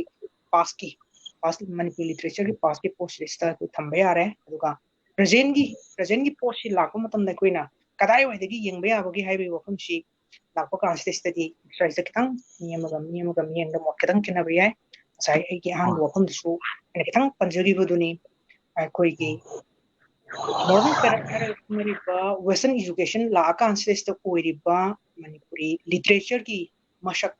ꯃꯅꯤꯄꯨꯔꯤ ꯂꯤꯇꯔꯦꯆꯔꯒꯤ ꯃꯁꯛ ꯃꯁꯤꯗꯩꯁꯤꯗ ꯑꯩꯈꯣꯏꯒꯤ ꯑꯅꯤꯁꯨꯕ ꯄ꯭ꯔꯤꯊꯤꯕꯤꯒꯤ ꯂꯟꯖꯥꯎ ꯃꯃꯥꯡꯗ ꯏꯔꯝꯃꯤꯕ ꯑꯗꯨꯒꯨꯝꯕ ꯔꯥꯏꯇꯔꯁꯤꯡ ꯑꯩꯈꯣꯏꯅ ꯑꯩꯈꯣꯏꯒꯤ ꯅꯕꯖꯥꯒꯔꯟ ꯅꯥꯁꯥꯕꯨ ꯍꯥꯏꯔꯕꯁꯨ ꯃꯁꯤꯒꯤ ꯄꯦꯔꯠꯁꯤꯗꯩꯁꯤꯗ ꯄꯥꯏꯑꯣꯅꯤꯌꯔ ꯔꯥꯏꯇꯔ ꯑꯣꯏꯅ ꯊꯣꯔꯛꯈꯤꯕ ꯑꯗꯨꯒꯨꯝꯕ ꯂꯝꯌꯥꯟꯕ ꯑꯏꯕꯁꯤꯡ ꯃꯃꯤꯡ ꯈꯤꯇꯪ ꯄꯟꯖꯔꯕꯗ ꯑꯩꯈꯣꯏꯒꯤ ꯆꯥꯎꯕꯅꯤ ꯀꯃꯜꯅꯤ ꯑꯉꯥꯡꯍꯜꯅꯤ ꯗꯔꯦꯟꯗ꯭ꯔꯖꯤꯠꯅꯤ ꯅꯕꯗꯤꯞ ꯆꯟꯗ꯭ꯔꯅꯤ ꯃꯌꯨꯙꯕꯖꯟꯅꯤ ꯄꯔꯤꯖꯥꯠꯅꯤ ꯃꯤꯅꯀꯦꯇꯟꯅꯤ ꯁꯤꯇꯜꯖꯤꯠꯅꯤ ꯑꯍꯥꯟꯕꯗ ꯏꯔꯥꯕꯣꯠꯁꯤ ꯌꯥꯎꯅꯔꯝꯗꯕꯅꯤ ꯑꯗꯨ ꯍꯧꯖꯤꯛ ꯏꯔꯥꯕꯣꯠ ꯌꯥꯎꯁꯜꯂꯦ ꯅꯠꯇꯦ ꯌꯥꯎꯐꯝ ꯊꯣꯛꯄ ꯑꯃꯅꯤ ꯑꯗꯨꯒ ꯍꯧꯖꯤꯛ ꯑꯃꯨꯛ ꯑꯩꯈꯣꯏꯒꯤ ꯇꯥꯃꯣ ꯍꯨꯗꯥꯝꯕꯁꯨ ꯌꯥꯝ ꯃꯌꯦꯛ ꯁꯦꯡꯅ ꯊꯝꯕꯤꯈꯤꯕꯗꯨꯅꯤ ꯑꯩꯈꯣꯏ ꯅꯥꯎꯌꯥ ꯐꯨꯂꯣ ꯑꯁꯤ ꯑꯩꯈꯣꯏꯒꯤ ꯄꯥꯏꯑꯣꯅꯤꯌꯔ ꯃꯅꯤꯄꯨꯔꯤ ꯃꯣꯗꯔꯟ ꯃꯅꯤꯄꯨꯔꯤ ꯔꯥꯏꯇꯔꯁꯤꯡ ꯁꯤꯒꯤ ꯃꯅꯨꯡꯗ ꯁꯨꯡꯁꯣꯏ ꯁꯣꯏꯗꯅ ꯌꯥꯎꯐꯝ ꯊꯣꯛꯄꯅꯤ ꯑꯩꯒꯤ ꯃꯃꯥꯡꯒꯤ ꯋꯥꯐꯝꯗꯨꯁꯨ ꯑꯩ ꯄꯟꯖꯈꯤꯕꯗꯨꯅꯤ ꯃꯣꯏꯁꯤꯡꯁꯤꯅ ꯄꯥꯏꯑꯣꯅꯤꯌꯔ ꯑꯣꯏꯔꯒ ꯆꯪꯁꯤꯜꯂꯛꯑꯝꯕꯅꯤ ꯃꯣꯏ ꯄꯨꯝꯅꯃꯛꯁꯦ ꯍꯧꯖꯤꯛꯇꯤ ꯂꯣꯏꯅꯃꯛ ꯂꯥꯏꯑꯣꯏꯈ꯭ꯔꯦ ꯃꯣꯏꯒꯤ ꯂꯤꯇꯔꯦꯔꯤ ꯋꯥꯔꯛꯁꯤꯡꯁꯦ ꯍꯧꯖꯤꯛ ꯃꯈꯥ ꯇꯥꯅ ꯃꯈꯣꯏꯅ ꯅꯍꯥꯟꯋꯥꯏ ꯃꯦꯅꯨꯁꯀ꯭ꯔꯤꯞ ꯑꯣꯏꯅ ꯊꯅꯝꯃꯒ ꯑꯩꯈꯣꯏꯅ ꯃꯗꯨ ꯄꯨꯊꯣꯛꯄ ꯉꯝꯗꯕꯗꯒꯤ ꯅꯧꯅ ꯊꯦꯡꯅꯗꯅ ꯄꯨꯊꯣꯔꯛꯄꯗꯨ ꯅꯠꯇꯅ ꯃꯈꯣꯏꯒꯤ ꯈꯨꯠꯏꯗꯒꯤ ꯑꯅꯧꯕ ꯃꯈꯜꯒꯤ ꯈꯨꯠꯏ ꯑꯃ ꯊꯣꯔꯛꯑꯔꯣꯏꯗꯧꯕ ꯍꯥꯏꯖꯕ ꯇꯥꯏ ꯂꯥꯏꯑꯣꯏꯈ꯭ꯔꯕꯅꯤꯅ ꯑꯗꯨꯒꯤ ꯊꯥꯛꯇ ꯂꯩꯔꯕꯅꯤꯅ ꯃꯣꯏꯁꯤꯡꯁꯤꯕꯨ ꯑꯩꯈꯣꯏꯅ ꯄꯥꯁ ꯑꯣꯏꯅ ꯌꯦꯡꯕ ꯌꯥꯕ꯭ꯔꯥ ꯍꯥꯏꯕ ꯋꯥꯐꯝꯁꯤꯃ ꯑꯩ ꯊꯝꯖꯅꯤꯡꯉꯤ ꯑꯗꯨꯒ ꯄ꯭ꯔꯖꯦꯟ ꯍꯥꯏꯕꯁꯤꯗꯩꯁꯤꯗ ꯑꯩꯅ ꯈꯤꯇꯪ ꯃꯌꯥꯝꯅ ꯅꯩꯅꯕꯗ ꯃꯌꯥꯝꯅ ꯑꯩꯈꯣꯏꯒꯤ ꯄꯔꯤꯡꯁꯤꯗ ꯆꯠꯊꯕꯗ ꯅꯨꯡꯉꯥꯏꯅꯕꯒꯤꯗꯃꯛꯇ ꯑꯩ ꯄꯨꯛꯅꯤꯡ ꯆꯤꯡꯁꯤꯟꯖꯅꯤꯡꯕꯗꯤ ꯄ꯭ꯔꯖꯦꯟ ꯍꯥꯏꯔꯒꯗꯤ ꯑꯩꯈꯣই ꯍꯧꯖꯤꯛ ꯍꯤꯡꯉꯤꯕ ꯍꯧꯖꯤꯛ ꯃꯈꯥ ꯇꯥꯅ ꯑꯅꯧꯕ ꯄ꯭ꯔꯗꯛꯇꯤꯞ ꯑꯣꯏꯕ ꯑꯗꯨꯒꯨꯝꯕ ꯋꯥꯛ ꯃꯌꯥꯝ ꯑꯃꯈꯛꯇ ꯃꯈꯥ ꯇꯥꯅ ꯈꯨꯠ ꯊꯥꯔꯤꯕ ꯑꯗꯨꯒꯨꯝꯕ ꯔꯥꯏꯇꯔꯁꯤꯡ ꯃꯁꯤꯁꯤꯡꯁꯤ ꯃꯣꯏꯒꯤ ꯋꯥꯛꯄꯨꯗꯤ ꯑꯩꯈꯣꯏ ꯈꯔ ꯉꯟꯅ 1970s ꯃꯇꯝꯗ 80s ꯃꯇꯝꯗ ꯏꯚꯟ 90s 2000ꯒꯤ ꯍꯧꯖꯤꯛ 2000 ꯀ꯭ꯔꯣꯁ ꯇꯧꯔꯛꯑꯦ ꯃꯁꯤꯒꯤ ꯃꯃꯥꯡꯗ ꯏꯈꯤꯕ ꯑꯣꯏꯕ ꯌꯥꯏ ꯇꯧꯏꯒꯨꯝ ꯑꯃꯁꯨꯡ ꯃꯣꯏꯁꯤꯡꯗꯨ ꯍꯧꯖꯤꯛ ꯂꯤꯇꯔꯦꯆꯔꯒꯤ ꯂꯥꯏꯔꯤꯛꯁꯤꯡ ꯄꯥꯔꯤ ꯃꯄꯨꯡ ꯐꯥꯕ ꯂꯥꯏꯔꯤꯛ ꯑꯣꯏꯅ ꯄꯨꯊꯣꯛꯄ ꯅꯠꯇꯕ ꯇꯥꯔꯒꯁꯨ ꯖꯔꯅꯦꯜꯗ ꯅ꯭ꯌꯨꯁꯄꯦꯄꯔꯗ ꯀꯔꯤꯗ ꯀꯔꯥꯗ ꯃꯣꯏꯒꯤ ꯁꯩꯔꯦꯡ ꯑꯃ ꯋꯥꯔꯤ ꯃꯆꯥ ꯑꯃ ꯁꯝꯇꯥꯏꯝꯁ ꯊꯦꯡꯅꯕꯁꯨ ꯌꯥꯎꯔꯤ ꯃꯣꯏꯁꯤꯡꯁꯤꯒꯤ ꯈꯨꯏꯗꯒꯤ ꯃꯄꯨꯡ ꯐꯥꯕ ꯂꯥꯏꯔꯤꯛ ꯄꯨꯊꯣꯛꯑꯒ ꯊꯝꯃꯛꯄ ꯅꯠꯇꯕ ꯇꯥꯔꯒꯁꯨ ꯑꯩꯈꯣꯏꯅ ꯑꯗꯨꯒꯨꯝꯕ ꯀꯕꯤ ꯁꯝꯃꯦꯂꯟꯗ ꯑꯗꯨꯒꯨꯝꯕ ꯐꯣꯔꯝꯗ ꯑꯗꯨꯒꯨꯝꯕ ꯂꯤꯇꯔꯦꯔꯤ ꯋꯥꯔꯛꯇꯨꯗꯩꯗ ꯁꯔꯨꯛ ꯌꯥꯗꯅ ꯏꯟꯚꯣꯜꯕ ꯇꯧꯗꯅ ꯏꯕꯒꯤ ꯂꯝꯁꯤꯗꯩꯁꯤꯗ ꯑꯩꯈꯣꯏꯒꯤ ꯆꯠꯊꯔꯕ ꯑꯣꯏꯗꯤ ꯃꯣꯏꯁꯤꯡꯁꯦ ꯑꯩꯅ ꯄ꯭ꯔꯖꯦꯟꯒꯤ ꯄꯣꯠꯁꯤꯗꯩꯁꯤꯗ ꯂꯧꯕꯅ ꯆꯨꯝꯒꯗ꯭ꯔꯥ ꯍꯥꯏꯗꯅ ꯑꯩꯉꯣꯟꯗ ꯐꯥꯎꯖꯕꯗꯨ ꯑꯩ ꯃꯌꯥꯝꯗ ꯁꯤꯌꯔ ꯇꯧꯖꯔꯤ ꯑꯗꯨꯅ ꯑꯩꯈꯣꯏꯅ ꯃꯣꯗꯔꯟ ꯃꯅꯤꯄꯨꯔꯤ ꯂꯤꯇꯔꯦꯆꯔ ꯍꯥꯏꯇꯥꯔꯒꯁꯨ ꯑꯩꯈꯣꯏꯅ ꯋꯦꯁꯇꯔꯟ ꯏꯖꯨꯀꯦꯁꯟ ꯐꯪꯉꯕꯒꯤ ꯃꯇꯨꯡꯗ ꯈꯣꯡꯖꯣꯝ ꯂꯥꯟꯒꯤ ꯊꯣꯛꯑꯕꯒꯤ ꯃꯇꯨꯡꯁꯤꯗꯩꯁꯤꯗ ꯄꯨꯊꯣꯔꯛꯏꯕ ꯃꯄꯨꯡ ꯑꯣꯏꯕ ꯑꯗꯨꯒꯨꯝꯕ ꯁꯥꯍꯤꯇ꯭ꯌꯒꯤ ꯃꯆꯜꯁꯤꯡꯁꯤꯗ ꯈꯨꯠ ꯊꯥꯔꯝꯕ ꯑꯏꯕ ꯈꯔ ꯑꯃꯈꯛꯇꯤ ꯂꯥꯏꯑꯣꯏꯈ꯭ꯔꯕꯅꯤꯅ ꯃꯣꯏꯒꯤ ꯋꯥꯛꯇꯨ ꯀꯝꯄ꯭ꯂꯤꯠ ꯑꯣꯏꯈ꯭ꯔꯕꯅꯤꯅ ꯃꯣꯏꯗꯨ ꯑꯩꯈꯣꯏꯅ ꯄꯥꯁꯅꯦꯅ ꯂꯧꯕꯗ ꯊꯣꯏꯅ ꯀꯥꯏꯔꯣꯏꯗ꯭ꯔꯥꯅ ꯈꯜꯂꯤ ꯑꯗꯣ ꯄ꯭ꯔꯖꯦꯟꯁꯤꯗꯩꯗ ꯂꯩꯔꯤꯕꯁꯤꯡꯁꯤꯁꯨ ꯑꯃꯨꯛ ꯑꯩꯈꯣꯏꯅ ꯐꯦꯁ ꯈꯔ ꯊꯣꯛꯅ ꯈꯥꯏꯗꯣꯛꯑꯒ ꯅꯩꯅꯕꯅ ꯍꯦꯟꯅ ꯅꯨꯡꯉꯥꯏꯒꯗ꯭ꯔꯥ ꯍꯥꯏꯅꯁꯨ ꯈꯟꯖꯩ ꯑꯩꯈꯣꯏꯅ ꯃꯄꯨꯡ ꯑꯣꯏꯅ ꯊꯦꯡꯅꯔꯤꯕꯁꯤ ꯄ꯭ꯔꯤꯊꯤꯕꯤꯒꯤ ꯑꯅꯤꯁꯨꯕ ꯂꯪꯖꯥꯎ ꯃꯃꯥꯡꯗ ꯂꯩꯔꯝꯃꯤꯕ ꯔꯥꯏꯇꯔꯁꯤꯡꯁꯤ ꯑꯩꯈꯣꯏꯅ ꯄꯥꯁꯅ ꯂꯧꯈ꯭ꯔꯕꯗꯤ ꯂꯪꯖꯥꯎ ꯃꯇꯨꯡꯗ ꯊꯣꯛꯂꯛꯏꯕ ꯃꯄꯨꯡ ꯑꯣꯏꯅ 1960s ꯀꯤ 70s ꯀꯤ ꯄꯦꯔꯠ ꯁ꯭ꯋꯥꯏꯗꯒꯤ ꯏꯕ ꯍꯧꯔꯛꯄ ꯑꯗꯨꯒꯨꯝꯕ ꯔꯥꯏꯇꯔꯁꯤꯡ ꯈꯔ ꯑꯃꯅ ꯑꯩꯈꯣꯏ ꯅꯣꯡꯒꯥꯈ꯭ꯔꯦ ꯈꯔ ꯑꯃꯅ ꯍꯧꯖꯤꯛ ꯄꯨꯡ ꯁꯥꯡꯅ ꯍꯤꯡꯗꯨꯅ ꯑꯩꯈꯣꯏ ꯂꯩꯕꯤꯔꯤ ꯃꯈꯥ ꯇꯥꯅ ꯐꯖꯕ ꯅꯨꯡꯉꯥꯏꯔꯕ ꯑꯗꯨꯒꯨꯝꯕ ꯂꯤꯇꯔꯦꯔꯤ ꯋꯥꯛ ꯃꯌꯥꯝ ꯈꯛꯇ ꯑꯩꯈꯣꯏ ꯈꯨꯠ ꯊꯥꯕꯤꯔꯤ ꯃꯤꯡ ꯈꯔꯗꯪ ꯄꯟꯖꯔꯕꯗ ꯑꯩꯈꯣꯏ ꯑꯣꯖꯥ ꯏꯕꯣꯄꯤꯁꯛ ꯑꯗꯨꯒ ꯑꯩꯈꯣꯏ ꯌꯨꯝꯂꯦꯝꯕꯝ ꯏꯕꯣꯝꯆꯥ ꯑꯗꯨꯒ ꯋꯥꯔꯤꯃꯆꯥ ꯏꯕꯔꯣꯝꯒꯤ ꯁꯩꯔꯦꯡ ꯏꯕꯔꯣꯝꯒꯤ ꯀꯩꯁꯥꯝ ꯄ꯭ꯔꯤꯌꯣꯀꯨꯃꯥꯔ ꯄꯥꯕꯨꯡ ꯂꯃꯥꯕꯝ ꯕꯤꯔꯃꯅꯤ ꯅꯆꯤꯡꯕ ꯄꯦꯔꯠ ꯑꯃꯈꯛ ꯂꯩꯔꯦ ꯑꯗꯨꯒꯤ ꯃꯇꯨꯡꯗꯨꯗꯩꯗ ꯑꯃꯨꯛ ꯑꯩꯈꯣꯏ ꯃꯣꯏꯗꯒꯤ ꯈꯤꯇꯪ ꯆꯍꯤ ꯅꯧꯕ ꯍꯥꯏꯖꯕ ꯇꯥꯏ ꯃꯄꯨꯡ ꯑꯣꯏꯅ 1980s ꯀꯤ ꯃꯇꯝꯗ ꯃꯆꯤꯟ ꯃꯨꯕ ꯍꯧꯔꯛꯄ ꯈꯨꯠ ꯊꯥꯕ ꯍꯧꯔꯛꯄꯗꯒꯤ 90s ꯀꯤ ꯃꯇꯝꯗ ꯌꯥꯝ ꯐꯖꯕ ꯋꯥꯛ ꯃꯌꯥꯝ ꯊꯣꯛꯈꯤꯕ ꯑꯗꯨꯒꯨꯝꯕ ꯍꯧꯖꯤꯛꯇꯤ ꯃꯁꯥꯒꯤ ꯆꯍꯤ 40 ꯀ꯭ꯔꯣꯁ ꯇꯧꯔꯕ ꯑꯗꯨꯒꯨꯝꯕ ꯔꯥꯏꯇꯔ ꯃꯌꯥꯝ ꯈꯛ ꯂꯩꯔꯦ ꯃꯣꯏꯁꯤꯡꯗꯨꯒꯤ ꯃꯅꯨꯡꯗ ꯑꯩꯈꯣꯏ ꯑꯣꯖꯥ ꯂꯟꯆꯦꯟꯕ ꯍꯣꯏ ꯑꯗꯒꯤꯗꯤ ꯍꯧꯖꯤꯛ ꯇꯥꯃꯣ ꯍꯣꯗꯥꯝꯕꯅꯗꯤ ꯇꯥꯃꯣ ꯗꯤꯂꯤꯞꯁꯤ ꯃꯐꯝ ꯑꯃꯒꯤ ꯄꯣꯠ ꯑꯣꯏꯅ ꯊꯝꯕꯤꯔꯤ ꯃꯐꯝꯒꯤ ꯋꯥ ꯀꯩꯁꯨ ꯀꯥꯏꯗꯦ ꯃꯣꯏꯅ ꯈꯨꯠ ꯊꯥꯔꯤꯕꯁꯤ ꯃꯅꯤꯄꯨꯔꯤ ꯂꯤꯇꯔꯦꯆꯔꯅꯤ ꯑꯗꯨꯅ ꯃꯅꯤꯄꯨꯔꯤ ꯂꯤꯇꯔꯦꯆꯔ ꯑꯣꯏꯅ ꯀꯥꯎꯟ ꯇꯧꯕꯗꯅ ꯃꯐꯝ ꯂꯝꯗꯝꯒꯤ ꯑꯁꯥꯝꯗꯁꯨ ꯄꯣꯛꯁꯅꯨ ꯏꯝꯐꯥꯜꯗꯁꯨ ꯄꯣꯛꯁꯅꯨ ꯏꯝꯐꯥꯜꯗꯁꯨ ꯂꯩꯁꯅꯨ ꯑꯁꯥꯝꯗꯁꯨ ꯂꯩꯁꯅꯨ ꯇꯧꯕꯇꯕꯨ ꯃꯥꯅ ꯏꯕꯤꯔꯤꯕꯗꯨꯗꯤ ꯑꯩꯈꯣꯏ ꯃꯅꯤꯄꯨꯔꯤ ꯂꯤꯇꯔꯦꯆꯔꯒꯤ ꯄꯣꯠꯅꯤ ꯃꯔꯝ ꯑꯗꯨꯅ ꯑꯩꯈꯣꯏ ꯇꯥꯃꯣ ꯗꯤꯂꯤꯞ ꯃꯌꯦꯡꯕꯝ ꯍꯣꯏꯅ ꯏꯕꯤꯔꯤꯕ ꯑꯗꯒꯤꯗꯤ ꯑꯩꯈꯣꯏꯒꯤ ꯇꯥꯃꯣ ꯁꯔꯆꯥꯟ ꯇꯥꯃꯣ ꯕꯤꯔꯦꯟꯗ꯭ꯔꯖꯤꯠ ꯃꯣꯏꯒꯤ ꯄꯦꯔꯠ ꯑꯃ ꯃꯣꯏ ꯀꯟꯇꯦꯝꯄꯣꯔꯔꯤ ꯑꯃ ꯂꯩꯈ꯭ꯔꯦ ꯃꯣꯏ ꯃꯊꯪꯁꯤꯗ ꯑꯃꯨꯛ ꯑꯇꯣꯞꯄ ꯃꯤꯔꯣꯜ ꯑꯃꯃꯨꯛ ꯈꯔ ꯍꯦꯟꯅ ꯅꯍꯥ ꯑꯣꯏꯔꯤꯕ ꯍꯥꯏꯖꯕ ꯇꯥꯏ 90s ꯀꯤ ꯃꯇꯝꯗꯒꯤ ꯈꯨꯠ ꯊꯥꯕ ꯍꯧꯔꯒ 20ꯒꯤ ꯄꯦꯔꯠꯁꯤꯗꯩꯁꯤꯗ 2000ꯒꯤ ꯄꯦꯔꯠꯁꯤꯗꯩꯁꯤꯗ ꯌꯥꯝ ꯐꯖꯅ ꯋꯥꯛ ꯃꯌꯥꯝ ꯆꯪꯁꯤꯜꯂꯛꯄ ꯑꯗꯨꯒꯨꯝꯕ ꯅꯍꯥ ꯑꯣꯏꯔꯤꯕ ꯃꯁꯥꯒꯤ ꯆꯍꯤ 50 ꯅꯛꯁꯜꯂꯛꯑꯕ ꯍꯥꯏꯖꯕ ꯇꯥꯏ ꯑꯗꯨꯒꯤ ꯄꯦꯔꯠ ꯀꯥꯡꯕꯨ ꯑꯃ ꯂꯩꯔꯦ ꯑꯩꯈꯣꯏ ꯇꯥꯃꯣ ꯏꯃꯣꯖꯤꯠ ꯅꯤꯉꯣꯝꯕꯝ ꯍꯣꯏ ꯇꯥꯃꯣ ꯑꯦꯁꯤ ꯑꯩꯈꯣꯏꯒꯤ ꯊꯧꯗꯥꯝ ꯅꯦꯇ꯭ꯔꯖꯤꯠ ꯍꯣꯏ ꯑꯩꯈꯣꯏ ꯇꯥꯃꯣ ꯕꯤꯗ꯭ꯌꯥꯁꯥꯒꯔ ꯍꯣꯏ ꯑꯗꯒꯤꯗꯤ ꯑꯩꯈꯣꯏꯒꯤ ꯇꯥꯃꯣ ꯏꯔꯨꯡꯕꯝ ꯗꯦꯕꯦꯟ ꯍꯣꯏ ꯕꯨꯙꯤꯆꯟꯗ꯭ꯔ ꯍꯩꯁꯅꯥꯝꯕ ꯍꯣꯏ ꯃꯌꯥꯝꯒꯤ ꯃꯣꯏꯒꯤ ꯄꯦꯔꯠ ꯑꯃ ꯂꯩꯔꯦ ꯅꯨꯄꯤꯁꯤꯡꯒꯤ ꯃꯔꯛꯇꯁꯨ ꯃꯣꯏ ꯃꯔꯛꯁꯤꯗ ꯏꯆꯦ ꯅꯤ ꯍꯣꯏ ꯑꯗꯨꯗꯒꯤꯗꯤ ꯑꯩꯈꯣꯏꯒꯤ ꯏꯆꯦ ꯁꯨꯃꯤꯇꯥ ꯍꯣꯏ ꯑꯗꯨꯒ ꯑꯩꯈꯣꯏꯒꯤ ꯏꯆꯦ ꯃꯨꯇꯨꯝ ꯗꯦꯕꯂꯥ ꯍꯣꯏꯅꯆꯤꯡꯕ ꯌꯥꯎꯒꯗꯧꯔꯤꯕꯅꯤ ꯍꯥꯏꯔꯤꯕ ꯄꯦꯔꯠ ꯑꯃ ꯂꯩꯈ꯭ꯔꯦ ꯁꯤꯒꯤ ꯃꯇꯨꯡꯁꯤꯗꯩꯁꯤꯗ ꯑꯃꯨꯛ ꯌꯥꯝ ꯅꯧꯔꯤꯕ ꯍꯥꯏꯖꯕ ꯇꯥꯏ ꯃꯄꯨꯡ ꯑꯣꯏꯅ 2000 ꯁ꯭ꯋꯥꯏꯁꯤꯗꯒꯤ ꯈꯨꯠ ꯊꯥꯕ ꯍꯧꯔꯛꯀꯥꯟꯗ ꯍꯧꯖꯤꯛ 2010 20 ꯁ꯭ꯋꯥꯏ ꯐꯥꯎꯕꯁꯤꯗ ꯌꯥꯝ ꯀꯟꯅ ꯌꯪ ꯂꯥꯎꯅ ꯈꯨꯠ ꯊꯥꯔꯤꯕ ꯑꯗꯨꯒꯨꯝꯕ ꯌꯥꯝ ꯅꯍꯥ ꯑꯣꯏꯔꯤꯕ ꯃꯁꯥꯒꯤ ꯆꯍꯤ 30ꯒꯤ ꯉꯛꯌꯥ ꯅꯛꯅ ꯂꯩꯕ 38 ꯌꯧꯅꯤꯡꯆꯤꯠ ꯈꯤꯇꯪ ꯍꯦꯟꯕ ꯁ꯭ꯋꯥꯏꯒꯤ ꯄꯦꯔꯠꯀꯤ ꯔꯥꯏꯇꯔ ꯃꯌꯥꯝ ꯈꯛꯁꯨ ꯃꯄꯨꯡ ꯑꯣꯏꯅ 1980s ꯀꯤ 1980 81 2 3 ꯁ꯭ꯋꯥꯏꯗ ꯄꯣꯛꯄ ꯍꯥꯏꯖꯕ ꯇꯥꯏ ꯑꯗꯨꯒꯨꯝꯕ ꯌꯪ ꯔꯥꯏꯇꯔ ꯃꯌꯥꯝ ꯈꯛ ꯂꯩꯔꯤ ꯑꯗꯨꯒꯤ ꯃꯅꯨꯡꯗ ꯑꯩꯈꯣꯏ ꯑꯁꯥꯝ ꯂꯣꯝꯗꯁꯨ ꯍꯧꯖꯤꯛ ꯇꯥꯃꯣꯅꯁꯨ ꯄꯟꯕꯤꯔꯝꯃꯗꯨꯅ ꯑꯩꯈꯣꯏ ꯃꯅꯣꯖ ꯀꯨꯃꯥꯔ ꯍꯣꯏ ꯀ꯭ꯔꯤꯁꯅ ꯃꯣꯍꯟ ꯍꯣꯏ ꯂꯩꯔꯦ ꯑꯗꯨꯀꯥꯟꯗ ꯑꯩꯈꯣꯏꯒꯤ ꯁꯣꯝ ꯅꯥꯀꯟꯗꯁꯨ ꯂꯦꯅꯤꯟ ꯍꯣꯏ ꯀꯦꯅꯦꯕꯣ ꯍꯣꯏ ꯑꯗꯒꯤꯗꯤ ꯑꯩꯈꯣꯏꯒꯤ ꯄꯔꯁꯨꯔꯥꯝ ꯍꯣꯏ ꯑꯃꯔꯖꯤꯠ ꯍꯣꯏ ꯃꯌꯥꯝ ꯈꯛ ꯂꯩꯗꯅ ꯌꯥꯝ ꯌꯪ ꯂꯥꯎꯅ ꯈꯨꯠ ꯊꯥꯔꯤ ꯃꯣꯏꯁꯤꯡꯁꯤꯅ ꯏꯔꯤꯕ ꯋꯥꯛꯁꯤꯡ ꯁꯣꯔꯠ ꯁ꯭ꯇꯣꯔꯤꯕꯨ ꯑꯣꯏꯁꯅꯨ ꯄꯣꯏꯇ꯭ꯔꯤꯕꯨ ꯑꯣꯏꯁꯅꯨ ꯅꯣꯚꯦꯜꯗꯗꯤ ꯌꯥꯝ ꯇꯥꯡꯅ ꯈꯨꯠ ꯊꯥꯏ ꯅꯍꯥꯁꯤꯡꯁꯦ ꯑꯗꯣ ꯑꯩꯈꯣꯏ ꯗꯤꯄꯨ ꯅꯠꯇꯅ ꯑꯇꯣꯞꯄ ꯅꯣꯚꯦꯜ ꯏꯕ ꯅꯍꯥꯁꯤꯡꯗꯤ ꯄꯥꯛꯅꯕꯨ ꯂꯩꯇ꯭ꯔꯤ ꯁꯣꯔꯠ ꯁ꯭ꯇꯣꯔꯤꯗꯁꯨ ꯈꯔ ꯑꯗꯨꯝ ꯂꯤꯛꯏ ꯑꯩꯈꯣꯏ ꯂꯟꯗꯟ ꯀꯩꯊꯦꯜ ꯂꯥꯛꯄꯝ ꯍꯣꯏ ꯑꯗꯨꯗꯒꯤꯗꯤ ꯔꯣꯃꯦꯟ ꯍꯣꯏ ꯑꯃ ꯔꯣꯃꯦꯟ ꯍꯣꯏ ꯋꯥꯍꯦꯡꯕꯝꯒꯤ ꯃꯣꯏ ꯈꯔ ꯈꯛ ꯅꯠꯇꯅ ꯁꯣꯔꯠ ꯁ꯭ꯇꯣꯔꯤꯗ ꯈꯔ ꯂꯤꯛꯏ ꯑꯌꯥꯝꯕꯗꯤ ꯁꯩꯔꯦꯡꯗ ꯉꯥꯛꯇ ꯈꯨꯠ ꯊꯥꯕꯤꯕꯅꯤ ꯁꯩꯔꯦꯡꯗ ꯈꯨꯠ ꯊꯥꯕꯁꯤꯗꯤ ꯅꯨꯄꯥ ꯔꯥꯏꯇꯔꯁꯤꯡꯁꯤꯅ ꯌꯥꯝ ꯍꯦꯟꯅ ꯂꯩꯍꯥꯎ ꯆꯦꯟꯅ ꯊꯣꯛꯂꯛꯄꯗꯧꯅ ꯇꯧꯋꯤ ꯅꯨꯄꯤꯗꯤ ꯃꯁꯤꯡ ꯄꯪꯌꯥꯝꯕꯨ ꯌꯥꯝꯗꯦ ꯑꯩꯈꯣꯏꯒꯤ ꯇꯥꯃꯣ ꯅꯦꯇ꯭ꯔꯖꯤꯠ ꯍꯣꯏ ꯏꯃꯣꯖꯤꯠ ꯍꯣꯏꯒꯤ ꯀꯟꯇꯦꯝꯄꯣꯔꯔꯤ ꯑꯣꯏꯅ ꯑꯩꯈꯣꯏꯒꯤ ꯀꯩꯅꯣꯂꯣꯝꯗꯒꯤ ꯊꯧꯕꯥꯜ ꯂꯣꯝꯗꯒꯤ ꯅꯥꯎꯔꯦꯝ ꯔꯣꯃꯤꯅꯥ ꯍꯣꯏ ꯈꯔ ꯈꯛ ꯅꯠꯇꯅ ꯑꯗꯩ ꯑꯩꯈꯣꯏ ꯈꯤꯇꯪ ꯃꯣꯏꯗꯒꯤ ꯅꯍꯥ ꯑꯣꯏꯔꯒꯁꯨ ꯃꯣꯏ ꯄꯦꯔꯠꯇ ꯑꯗꯨꯝ ꯀꯣꯟꯁꯤꯟꯕ ꯌꯥꯕ ꯁꯔꯤꯇꯥ ꯍꯣꯏ ꯖꯥꯟꯗꯤꯕꯂꯥ ꯍꯣꯏ ꯄ꯭ꯔꯦꯃꯥ ꯍꯣꯏ ꯑꯗꯒꯤꯗꯤ ꯃꯣꯏ ꯈꯔ ꯅꯠꯇꯅ ꯅꯨꯄꯤꯁꯤꯡꯁꯤ ꯈꯔ ꯊꯣꯔꯛꯄꯁꯤ ꯈꯤꯇꯪ ꯅꯨꯄꯥꯁꯤꯡꯅ ꯃꯔꯥꯡ ꯀꯥꯏꯕꯁꯤ ꯊꯦꯡꯅꯩ ꯃꯣꯏꯁꯤꯡꯁꯤꯅ ꯏꯔꯤꯕ ꯋꯥꯛꯁꯤꯡ ꯃꯁꯤ ꯃꯄꯨꯡ ꯑꯣꯏꯕꯗꯤ ꯍꯧꯖꯤꯛ ꯍꯥꯏꯖꯈꯤꯕꯗꯨꯅꯤ ꯁꯩꯔꯦꯡꯁꯤꯡꯁꯤꯅꯤ ꯁꯤꯒꯤ ꯄꯣꯠꯁꯤꯗꯩꯁꯤꯗ ꯃꯣꯏꯅ ꯈꯨꯠ ꯊꯥꯔꯛꯄꯒꯤ ꯄꯣꯠꯁꯤꯃ ꯂꯩꯔꯦ ꯑꯁꯤꯗꯩꯁꯤꯗ ꯃꯣꯏꯒꯤ ꯍꯧꯖꯤꯛꯀꯤ ꯄ꯭ꯔꯦꯖꯦꯟ ꯃꯅꯤꯄꯨꯔꯤ ꯂꯤꯇꯔꯦꯔꯤ ꯁꯤꯅꯥꯔꯤꯑꯣ ꯍꯥꯏꯖꯕ ꯇꯥꯏ ꯃꯁꯤꯒꯤ ꯄꯣꯠꯁꯤꯗꯩꯁꯤꯗ ꯈꯤꯇꯪ ꯃꯤꯠꯌꯦꯡ ꯊꯝꯖꯕ ꯇꯥꯔꯕꯗꯤ ꯃꯤꯠꯌꯦꯡꯁꯦ ꯃꯈꯜ ꯃꯌꯥꯝ ꯈꯛꯀꯤꯅꯤ ꯑꯍꯥꯟꯕꯗ ꯑꯩꯅ ꯊꯝꯖꯈꯤꯕꯗꯨꯅꯤ ꯋꯦꯁꯇꯔꯟ ꯂꯤꯇꯔꯦꯆꯔ ꯑꯩꯈꯣꯏꯒꯤ ꯋꯦꯁꯇꯔꯟ ꯏꯖꯨꯀꯦꯁꯟ ꯍꯥꯏꯕꯁꯤ ꯆꯪꯉꯛꯑꯕꯒꯤ ꯃꯇꯨꯡꯗ ꯑꯣꯏꯔꯛꯏꯕ ꯃꯅꯤꯄꯨꯔꯤ ꯂꯤꯇꯔꯦꯆꯔꯒꯤ ꯃꯁꯛꯁꯤꯗꯩꯁꯤꯗꯗꯤ ꯑꯩꯈꯣꯏꯒꯤ ꯃꯥꯂꯦꯝꯒꯤ ꯇꯣꯉꯥꯟ ꯇꯣꯉꯥꯟꯕ ꯂꯩꯕꯥꯛꯁꯤꯡꯁꯤꯗꯩꯁꯤꯗ ꯑꯩꯈꯣꯏ ꯊꯦꯡꯅꯔꯤꯕ ꯑꯗꯨꯒꯨꯝꯕ ꯂꯤꯇꯔꯦꯔꯤ ꯖꯦꯅꯔꯁꯤꯡ ꯑꯗꯨꯒꯨꯝꯕ literature ki movement sing masi ko gi Manipuri literature ta su thiang ba yai ngan ba yai kasang gap lay ba yai adum tam nai ko gi stage ta lai thiangnari post colonialism gi wapam modernism gi ko ana ko gi chobu kamal ngang gi po to da pidam nai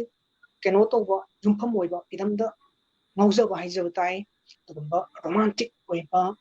adumba amaro nungsibagi marai pak nungsibagi mazati gi literature du chakot haning bagi adumba wakal yeng jumpham oi ba adumba aja kraba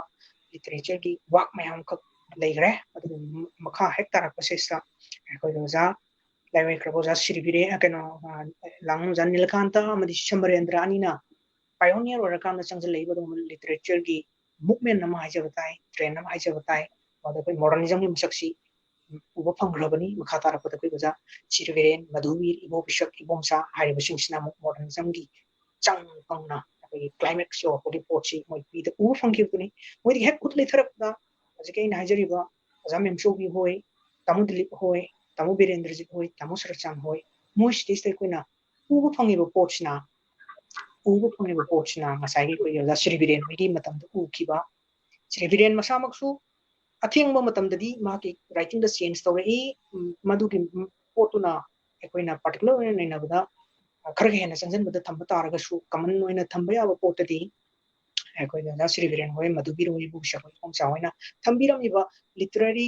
movement atu dagi di haribo jasing ki perach te sta choba kuning che ma la ko masak se ko thengna baduni harimu tam stage di iconoclasm ki thabuk tawdawni haidana koi oja Sri Virena kala haibsidi thuaigadawni thuaira kana no ki ma sagatgadawni haibusina moigi matam dugi manifesto oina lerambadu oja mem chogi hoi lanchen bu hoi tamudilip hoi Birendrajit hoi Charchan hoi regulation them hoi memji throku matam stesti kragena native ideology rom stesa sangjalappa post colonialism gi adugumba sensibility mem ko kyawappa aikoi tradition da aikoi root da aikoi identity da mafam oraka chirapgi masak irabotsi mogi role model ama oina nawya fulusi mogi role model ama oina mogi mitmang da thamakana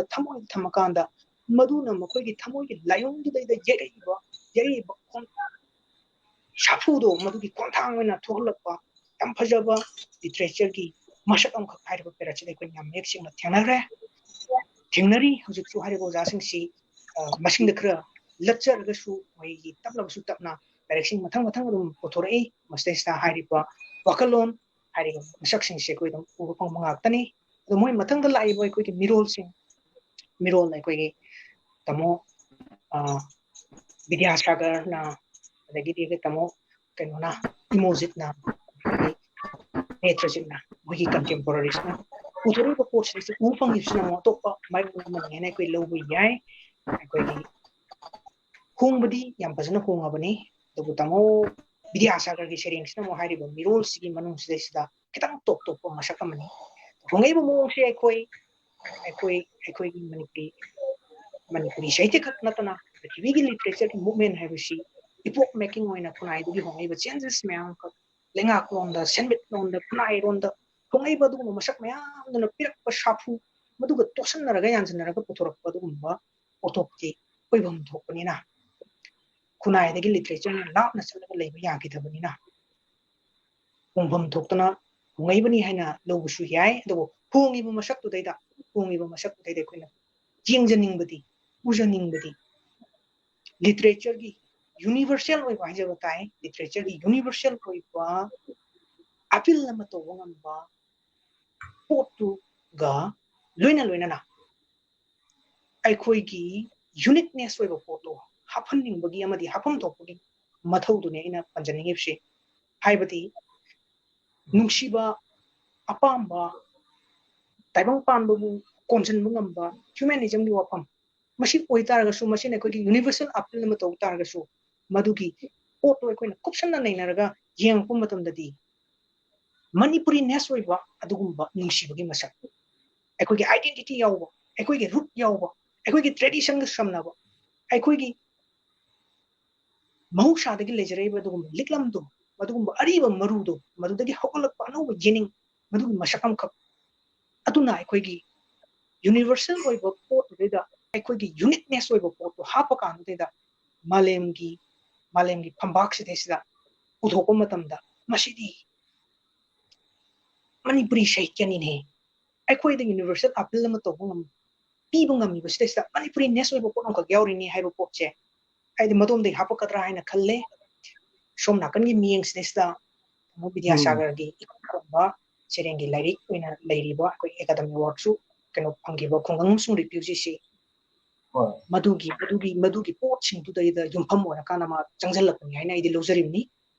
ꯁꯨꯃꯥꯏꯅ ꯇꯧꯗꯅ ꯆꯪꯁꯤꯜꯂꯛꯄꯒꯤ ꯃꯁꯛꯁꯦ ꯃꯥꯒꯤ contemporary ꯑꯇꯣꯞꯄ ꯔꯥꯏꯇꯔꯁꯤꯡꯗꯗꯤ ꯃꯣꯏꯒꯤ ꯍꯦꯛ ꯃꯃꯥꯡꯗ ꯂꯩꯔꯤꯕ ꯑꯣꯖꯥ ꯃꯦꯝꯆꯧꯕꯤ ꯍꯣꯏ ꯂꯟꯆꯦꯟꯕ ꯍꯣꯏ ꯕꯤꯔꯦꯟꯗ꯭ꯔꯖꯤꯠ ꯍꯣꯏꯒꯤ ꯄꯣꯠꯇ ꯆꯪꯁꯤꯜꯂꯝꯕꯒꯤ ꯄꯣꯠꯇꯨꯗꯒꯤꯗꯤ ꯈꯤꯇꯪ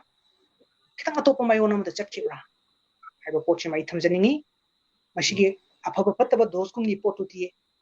ꯁꯤꯗ ꯄ꯭ꯂꯦꯠꯐꯣꯝꯁꯤꯗ ꯅꯩꯅꯕꯒꯤ ꯀꯩꯅꯣ ꯊꯣꯏꯗꯣꯛꯄ ꯅꯠꯇꯦ ꯍꯥꯏꯅ ꯂꯧꯖꯩ ꯍꯥꯏꯔꯤꯕ ꯀꯟꯇꯦꯝꯄꯔꯔꯤ ꯔꯥꯏꯇꯔꯁꯤꯡ ꯁꯤꯒꯤ ꯄꯣꯠꯁꯤꯗꯩꯁꯤꯗꯁꯨ ꯐꯖꯕꯗꯤ ꯄꯤꯛ ꯊꯟꯅ ꯑꯗꯨꯝ ꯌꯥꯎꯔꯤ ꯏꯀꯣꯂꯣꯖꯤꯒꯤ ꯋꯥꯐꯝ ꯌꯥꯎꯔꯤ ꯃꯔꯩꯕꯥꯛ ꯅꯨꯡꯁꯤꯕꯒꯤ ꯋꯥꯐꯝ ꯌꯥꯎꯔꯤ ꯃꯆꯥꯇꯤꯕꯨ ꯀꯟꯖꯅꯤꯡꯕꯒꯤ ꯋꯥꯐꯝ ꯌꯥꯎꯔꯤ ꯑꯗꯨꯕꯨ ꯄꯨꯂꯞ ꯄꯨꯟꯁꯤꯜꯂꯀꯥꯟꯗ ꯃꯈꯣꯏꯒꯤ ꯑꯣꯏꯕ ꯆꯞ ꯆꯥꯕ ꯑꯗꯨꯒꯨꯝꯕ ꯄ꯭ꯂꯦꯠꯐꯣꯝ ꯑꯃ ꯑꯗꯨꯒꯨꯝꯕ ꯃꯦꯅꯤꯐꯦꯁꯇꯣ ꯑꯃ ꯑꯗꯨꯒꯨꯝꯕ कमन प्लेटफॉर्म अमा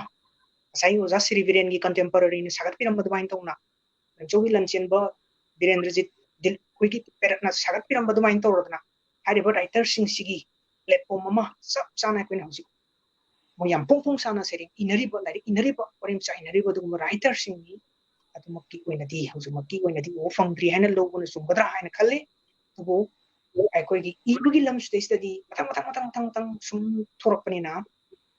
ꯊꯣꯔꯛꯄꯅꯤꯅ ꯂꯦꯞꯄ ꯂꯩꯇꯅ ꯆꯠꯊꯔꯤꯕ ꯑꯗꯨꯒꯨꯝꯕ ꯈꯣꯡꯆꯠ ꯑꯣꯏꯕꯅꯤꯅ ꯃꯤꯔꯣꯜꯗꯤ ꯃꯊꯪ ꯁꯨꯝ ꯊꯣꯔꯛꯏ ꯃꯤꯔꯣꯜꯗ ꯊꯣꯔꯛꯄ ꯇꯥꯔꯒꯁꯨ ꯑꯩꯈꯣꯏꯅ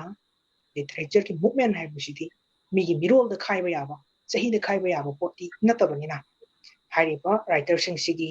ꯃꯇꯨꯡꯗ ꯊꯣꯔꯛꯏꯕ ꯑꯩꯈꯣꯏꯒꯤ ꯌꯥꯝꯅ ꯌꯪ ꯑꯦꯟ ꯑꯦꯅꯔꯖꯦꯇꯤꯛ ꯑꯣꯏꯔꯤꯕ ꯑꯗꯨꯒꯨꯝꯕ ꯔꯥꯏꯇꯔꯁꯤꯡ ꯑꯩꯈꯣꯏꯒꯤ लेनिन होगी केनेबो होगी परशुराम होगी अमरजीत होगी अखोगी मनोज कुमार होगी कोई कृष्ण मोहन होगी हरिबा वर्किंग से मोसिंग सिसु हजूजी याम कन्ना फुंग साना खुद थारिबा अदुगा मसाइकी तमो विद्यासागर होइना तमो नेत्रजित होइना लम थारा कांदा सथरिबा ट्रेंजिगी मखा सथर को होइना लौबुना सुंगदरा हाइबो पोचे मै थमजनिंगी अदुगा मतां सथरा Habio. Yang mau aja yang खितंग मतम पीबीबो ओइबा तागदे मका AI ओजा सुम मखा सथदिगे हाइरसु स्पाइडर अदु मिनिट अमनि दंग लौजै ओजा हाइबो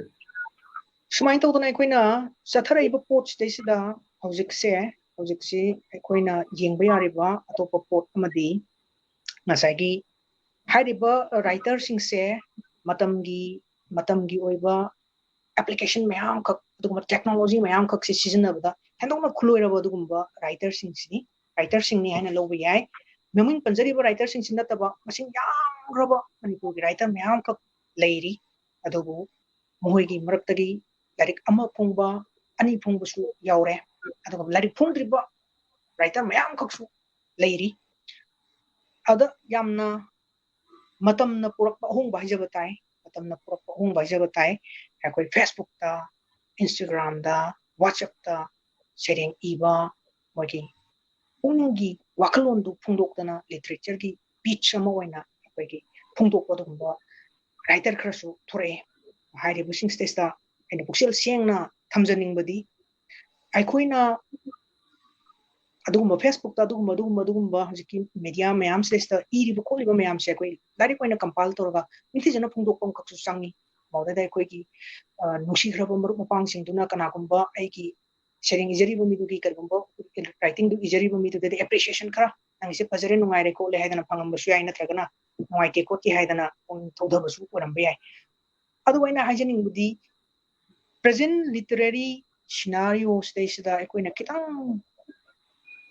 एस्टैब्लिश तौरबा राइटर सिंग सिनतबा नौना चंगसलैबा राइटर सिंग सिदी खरग हेना पाक चाउना अखोइगी लोन बु अखोइगी लिटरेचर बु अखोइगी सोसाइटी बु ꯑꯩꯈꯣꯏꯒꯤ ꯀꯜꯆꯔꯕꯨ ꯑꯩꯈꯣꯏꯒꯤ ꯇ꯭ꯔꯦꯗꯤꯁꯟꯕꯨ ꯑꯩꯈꯣꯏꯒꯤ ꯑꯥꯏꯗꯦꯟꯇꯤꯇꯤꯕꯨ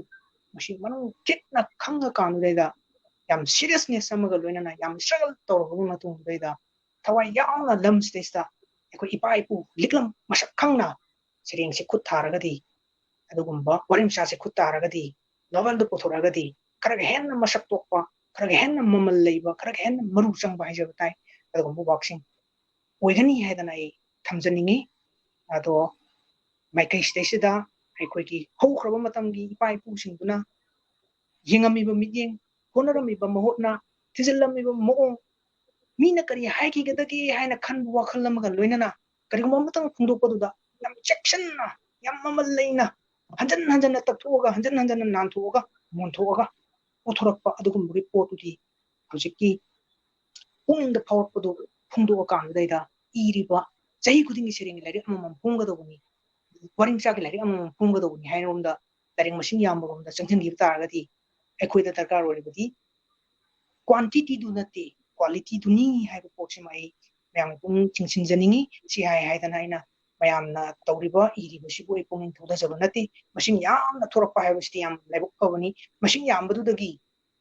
ꯐꯖꯕ ꯍꯥꯏꯕꯗꯨꯁꯨ ꯂꯥꯛꯀꯗꯧꯔꯤꯕꯅꯤ ꯍꯥꯏꯕ ꯄꯣꯠꯁꯤꯃꯁꯨ ꯑꯩ ꯊꯝꯖꯅꯤꯡꯉꯤ ꯁꯤ ꯔꯥꯎꯟꯁꯤꯒꯤ ꯑꯣꯏꯅ ꯁ꯭ꯋꯥꯏꯐꯥꯎꯇꯪ ꯊꯝꯖꯒꯦ ꯑꯣꯖꯥ ꯑꯣꯖꯥ ꯌꯥꯝ ꯅꯨꯡꯉꯥꯏꯖꯩ ꯑꯩꯈꯣꯏꯒꯤ ꯑꯅꯧꯕ ꯔꯥꯏꯇꯔꯁꯤꯡ ꯍꯥꯏꯇꯥꯔꯦ ꯑꯁꯤꯗ ꯑꯩꯈꯣꯏꯒꯤ ꯅꯦꯁꯅꯦꯂꯤꯖꯝ ꯅꯠꯇ꯭ꯔꯒ ꯔꯤꯖꯅꯦꯂꯤꯖꯝꯒꯤ ꯑꯗꯨꯒꯨꯝꯕ ꯃꯆꯥꯛ ꯌꯥꯎꯕ ꯑꯃꯗꯤ ꯑꯩꯈꯣꯏꯒꯤ ꯏꯁꯥꯒꯤ ꯀꯜꯆꯔ ꯑꯃꯗꯤ ꯑꯥꯏꯗꯦꯟꯇꯤꯇꯤꯒꯤ ꯑꯗꯨꯒꯨꯝꯕ ꯃꯆꯥꯛ ꯌꯥꯎꯕ ꯌꯥꯝ ꯐꯖꯕ ꯄꯣꯠꯁꯤꯡ ꯄ꯭ꯔꯗꯛꯁꯤꯡ ꯄꯨꯊꯣꯛꯅꯤꯡꯕꯒꯤ ꯑꯄꯥꯝꯕ ꯑꯣꯖꯥꯅ ꯊꯝꯕꯤꯕꯗ ꯌꯥꯝ ꯅꯨꯡꯉꯥꯏꯖꯩ ꯑꯗꯣ ꯑꯩ ꯃꯊꯪꯗ ꯑꯣꯖꯥ ꯃꯅꯤꯟꯗ꯭ꯔꯗ ꯂꯥꯛꯆꯒꯦ ꯑꯩꯈꯣꯏ ꯑꯣꯖꯥ ꯑꯩꯈꯣꯏꯒꯤ ꯁꯥꯍꯤꯇ꯭ꯌꯁꯤ ꯃꯅꯤꯄꯨꯔꯤ ꯁꯥꯍꯤꯇ꯭ꯌꯁꯤ ꯑꯣꯖꯥ ꯑꯩꯈꯣꯏꯅ ꯁꯨꯝ ꯍꯥꯏꯗꯤ ꯆꯥꯎꯔꯥꯛꯅ ꯄꯥꯛꯅ ꯌꯦꯡꯕ ꯃꯇꯝꯗ ꯑꯩꯈꯣꯏꯒꯤ ꯆꯍꯤ ꯍꯨꯝꯐꯨꯒꯤ ꯃꯤꯔꯣꯜꯒꯤ ꯃꯤꯁꯤꯡꯅ ꯏꯕ ꯑꯃꯗꯤ ꯃꯣꯏꯁꯤꯡꯅ ꯏꯕꯁꯤꯅ ꯑꯃꯨꯛ ꯕꯪꯒꯥꯂꯤ ꯁꯪꯁꯀ꯭ꯔꯤꯇꯤ ꯁꯤ ꯌꯥꯝꯅ ꯌꯥꯎꯕ ꯍꯥꯏꯇꯥꯔꯦ ꯑꯗꯣ ꯆꯍꯤ ꯅꯤꯐꯨꯒꯤ ꯃꯊꯛꯅ ꯑꯃꯨꯛ ꯏꯕ ꯃꯁꯤꯅ ꯑꯃꯨꯛ ꯑꯩꯈꯣই ꯏꯪꯂꯤꯁꯀꯤ ꯇꯥꯝ ꯍꯦꯟꯖꯤꯟꯅ ꯁꯤꯖꯤꯟꯅꯕ ꯑꯗꯨꯒꯨꯝꯕ ꯑꯩꯈꯣꯏꯅ ꯊꯦꯡꯅꯖꯔꯦ ꯑꯗꯩꯗꯤ ꯑꯅꯧꯕ ꯃꯤꯔꯣꯜꯒꯤ ꯑꯃꯨꯛ ꯆꯪꯁꯤꯜꯂꯛꯏꯁꯤꯅ ꯑꯃꯨꯛ ꯂꯣꯟꯖꯥꯟꯒꯁꯤ ꯌꯥꯎꯗꯗꯅ ꯑꯩꯈꯣꯏꯒꯤ ꯏꯁꯥꯗꯒꯤ ꯂꯣꯟꯅ ꯏꯒꯗꯕꯅꯤ ꯍꯥꯏꯕꯒꯤ ꯑꯗꯨꯒꯨꯝꯕ ꯈꯣꯡꯖꯪ ꯑꯃ ꯑꯩꯈꯣꯏꯅ ꯊꯥꯛ ꯑꯍꯨꯝ ꯍꯥꯏꯇꯥꯔꯦ ꯑꯗꯨꯒꯨꯝꯕ ꯂꯤꯇꯔꯦꯆꯔꯒꯤ ꯊꯥꯛ ꯑꯍꯨꯝ ꯑꯩꯈꯣꯏꯒꯤ ꯉꯁꯤꯒꯤ ꯈꯨꯠꯏꯁꯤꯡꯁꯤꯗ ꯑꯩꯈꯣꯏꯅ ꯎꯕ ꯐꯪꯉꯦ ꯍꯥꯏꯖꯔꯤꯕ ꯑꯗꯣ ꯑꯣꯖꯥ ꯍꯧꯖꯤꯛ ꯑꯩꯅ ꯑꯣꯖꯥꯗ ꯍꯪꯖꯅꯤꯡꯉꯤꯁꯤꯅ ꯍꯧꯖꯤꯛ ꯍꯧꯖꯤꯛ ꯏꯔꯤꯕ ꯃꯤꯔꯣꯟꯁꯤꯡꯁꯤꯅ ꯏꯔꯤꯕ ꯑꯩꯈꯣꯏꯒꯤ ꯐꯦꯁꯕꯨꯛꯇ ꯈꯪꯗꯦ ꯑꯗꯩꯗꯤ ꯑꯣꯖꯥꯅꯁꯨ ꯂꯥꯏꯔꯤꯛ ꯃꯌꯥꯝ ꯑꯃ ꯑꯩꯈꯣꯏ ꯊꯦꯡꯅꯕꯤꯔꯝꯃꯅꯤ ꯑꯅꯧꯕ ꯃꯣꯏꯒꯤ ꯑꯣꯖꯥ ꯍꯧꯖꯤꯛ ꯇ꯭ꯔꯦꯟꯁꯦ ꯀꯔꯣꯝ ꯃꯥꯏꯌꯣꯟꯁꯦ ꯀꯃꯥꯏꯅ ꯇꯧꯔꯤ ꯅꯠꯇ꯭ꯔꯒ ꯃꯣꯏꯒꯤ ꯃꯁꯛ ꯑꯃꯈꯛ ꯀꯃꯥꯏꯅ ꯂꯦꯞꯄ ꯌꯥꯏ ꯑꯣꯖꯥ ꯃꯁꯦ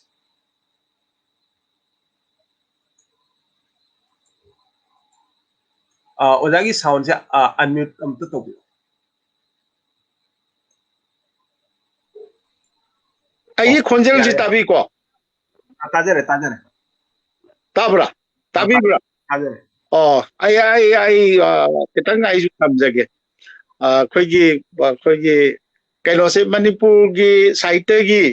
ꯂꯣꯜꯒꯤ ꯍꯥꯏꯇꯥꯔꯦ ꯂꯣꯜꯁꯤ ꯂꯥꯛꯑꯀꯥꯟꯗ ꯁꯥꯍꯤꯇ꯭ಯ ꯂꯤꯇꯔꯦꯆꯔꯁꯤ ꯂꯥꯛꯄꯅꯤꯅ ꯂꯣꯜꯒꯤ ꯔꯤꯅꯥꯁꯥꯁꯤ ꯃꯁꯤ ꯑꯩꯈꯣꯏꯒꯤ ꯉꯁꯥꯏꯒꯤ ꯀꯩꯅꯣꯁꯤ ꯑꯩꯅ ꯍꯥꯏꯖꯈꯤꯕꯗꯣ ꯑꯩꯈꯣꯏꯒꯤ 1916ला नत्रगा 19ला सब्जेक्ट टू करेक्शन अदो अनिसिगी मनुंगदा अखोइगी मणिपुरगी मैतै लोनबु साहित्यबु नुक्सीजबा मयामना लिंखखिबजे मसीदगी रेना साजे हौगदबनी हाइना आइना हाइजनिंगे मोइसिनी अखोइगी वागा ngangbदा बांग्लाना ngangbा हेना ngangbा हैरगा लेमनरंबदु इकाइनबी नोकनबी अखोइगी मैतै लोनदा वारसु वाना मैतै लोनदा हाइना होनरगा अदुकी मतिक अखोइगी चौथुकचब पोक्चबा अदुमाइन तौबनी अदुगी मतुंगदा अखोइगी इराबोट की मैतै चनु अखोइगी ओजा सलरोइने न खंबिरदुनी अदु मैतै चनु फोंगे आइदनी कमल लोइना अखोइगी कनोगा अखोइगी मैतै चनु मक इदना माना अखोइगी मैतै लोनबु नुक्सीजदना तौरैबा अदगी चाव होइना ngसाइगी खंगदबना हाइबनी अखोइगी लाइर इरोनिगा हैना तौरिबा कैदौरिबा मदु मयामदुगी महीनेना आई ममांगदसु पंजगरेको अदुई मतुंगदा अखोइ कुमारीना पनबिगरे मयाम मदुगी महीदुना अखोइ मणिपुरी लोन हाइबसे अदु मयामदुगी अंगांग लोय करी होय मयामसिगी महीना अखोइ साहित्य अकादमी दा अखोइगी मफम कंजरे आलेगी भारत की निपान सुबह शेड्यूल संविधान की निपान सुबह शेड्यूल द चले अनुमाइन चौलाक पैसे इस सुम लाइव से मतमदुगी अखोगी पायोनियर ओइरिबा मिरोलगी साहित्य कारसिंगदो मैते लोनबु नुसीबगा लोइनाना साहित्य सुबिरमिबा मणिपुरी पुरिगोल पाइबिरिबा अहंजिंगदो अखोगी मणिपुरी खुनाइदा अचौबो मागी मफम कनगिबा लारिक हाइतबना नंबर सोसाइटी होइतारजो मखोगी मफम कनगिबा ngaktaनेबा मखोइबु व्यवहार तौबिगिबा मखोइबु नुसीबिगिबा मखोइना इबा लारिक पाबी निंगिबा मसे अखोइ खंगजाओए मिंग यामना पंद्रसजो मणिपुर मतम अमगी लाइक हाइतबा न थल्लिबा मतमदुदा नंबा अखोइगी नोवेल सिंग नोवेल ममिंग पंजररोय आइबसु पंजररोय नोवेल से अखोइ हुजि हुजि चंग चंग लाउना अखोइना ओजा आइना नुसीना लोइना जरिबो ओजा सिंगना इबु नोवेल का से सही अमदा अनिरक नंबर कॉपी लिसिंग अनि अहुमगा सटप लेरम्मे मदो हौजि कदाइ चखरगे अखोइ ngasi ngasai panbirba chummi oja ibom cha thoklai oja du mayam lanchen bo hoi akoi gi longa oi badagi naharol angang sing da su phara ba akoi na masak khangja ba hana phauba ada aina hangjani di akoi gi sahitya tawriba mayam ji gi akoi gi sahitya suri ba jing ji gi mafam je akoi kunai ji da kari oi gi aisim masim mayam chawba ai wahang ama thamjaninge adagi amu khena base yengbiyo akoi gi oja sarati khangbiramgani ma sangwa nakna leibibanina asam gi lon asam sahitya sabha asam gi kabi asam gi writer amana assamese khunai gi manungda phangiba bengali writer amana bengali khunai amagi manungda makoina phangiba phida do हाइबसे बंगाली असमीज खकी वानते आय नसदे आइना असमीज ग बंगाली खरा अखोई नंगनयेदना हाइजबै वानी मसि लोइना मक्तनी मराठी लिटरेचर सुंगाइरे साउथ लोंगी द सुंगाइरे मखोई खुनाइदा साफु पीबजु ngami खुनाइदा मखोई gi achौबो फिदा कन मजु ngami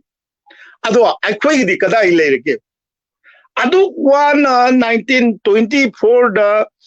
अखोई गी डॉक्टर कमल ना इरमदना मैतै अखोई मतम कुइनगी तुंगदा लेंसिल लगले इमा मैतै चनु मैतै साहित्य मंदिर मनुंगदा येंदाई थन्न लेहाबतुना कल्लुसी मागी खुया दगाई लौजरमिबा आलेगी चावबना लाय रवि इरोनी खंगदबना हाइबनी मैतै कवि लाखिनी गायना लौजदना अखोईगी मणिपुरी लोन अमदी मणिपुरी साहित्य से अचुकी मतिक चौखन पुखिलंबदो ngasi mirol gi aibi jingne na thole ibasina di lekha ta na chingdabadong tawre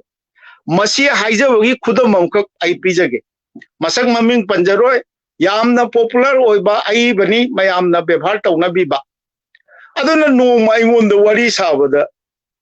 ai khoi ya no pa na khoi ya no pa na sum hai aina oja nang ya no pa ai jibo adu dura mai maya no pa da so masak nai ba mini ai khange mana maya no pa ni harido अदु नत्रने माने अदु करिनो ओजाना माबुदी इमांग नुपा हाइगदोंनि करिगिनो या नुपा हाइदे यिंबिउ मणिपुर गी आइबा ममिंग लेरबने ना कनो तौरिमि चौथोकचरिमि मयामनसु इसा काइना खनरिमि अदुंबा मना या नुपागा इमांग नुपागा गे खेनबजे खंजिल लक्तरे आई ममांगदा एकाडेमी गी जुब पुरस्कार फंगिबा लारि अमा याम मुन्ना कना उम्बा कनो मना आई होंदा खरा हाइबीदा यादे ना आई नैना बम चचगरे ऑर्गेनाइजेशन दो आई हाइजरो ना हाउस निकिन मदैदा सु मासे मिंगौ मैतै गी मिंगौ सि करिनो गा आम खंगदब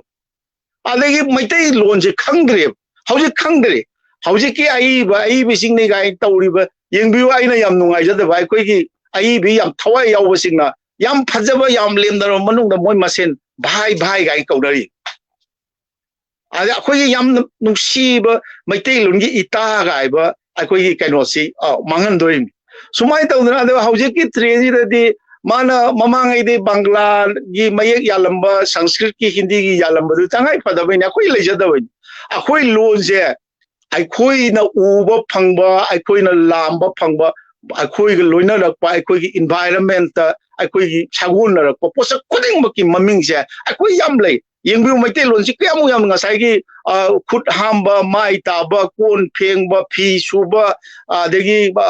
kari iru jaba adu toba ka hai ba jing je english ta hando yengbiu na an jing na hai ba yawi yamna achumba wani english tadi washing ai ga yawa ai koi dadi mai taba khut hamba kon phengba ga na to yam ina khungrajani akoi leijadaba potudi akoi mingondagi lawruba tabani mingondai pu tabni adumado hojikti akoi lonsem moina channarakpa se mahiroi semaidana satra aina sum torombudu satra satri na torombudu hojik mahiroi na madudi maming panjage credit pi gadamni manipur da hanba mahiroi haiba satra singbu mahiroi na sinarakpa se aigidi guru ne na khanjaba tamo akoi huel lampau gi founder akoi editor mahakna mahaki akoi huel lampau da hanbo na hodokiba waine ngasidi akoi satra du sijinna bagi artha leitre hana satra isige akoi leiramde ba akoi gi kanoda akoi gi maitai londa leiramda ba potu sijinna jabani adu haujiki matamji da tawriba sidi ngasai akoi gi doctor akoi gi kumari na haibibu kaino haujik matamda manipur da channariba larik kaino sidi ai larik yam phajana chi phajaba makhum yam paisa yam changna makhum yam phajana namba chi yam langthik langba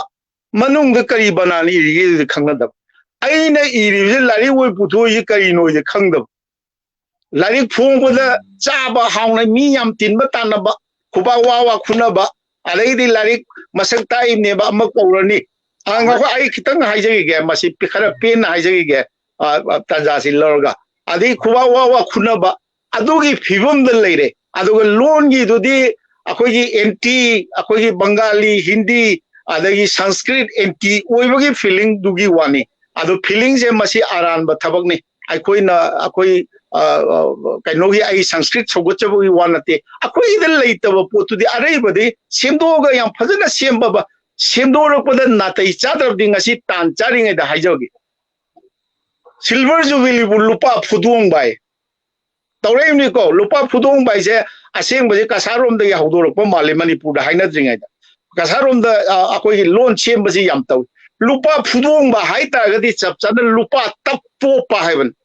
silver jubilee haibadi lupa gublaba lupa dauna magun chelba chahi haibaneba jubilee haibasi chana gumlaba chahi haibaneba chana topa chahi nateba sumain tawdana chatardi akoi gi hujiki leiba oiba manipuri sahitya literature khuri role kaina ga tawriba asi kari phibam moini akoi gi hujiki matam jida chaliba jedi groupism naina ba ai hujik panjagre assam da bengal da tawriba tai lamda tawriba kaino tawde sahitya gi chaukhana na moi damakta maram gi association organization mayam ama lebi yai naharol singi alon singi lekai gi khungang gi district ki adu ka sukai adu akoi somdana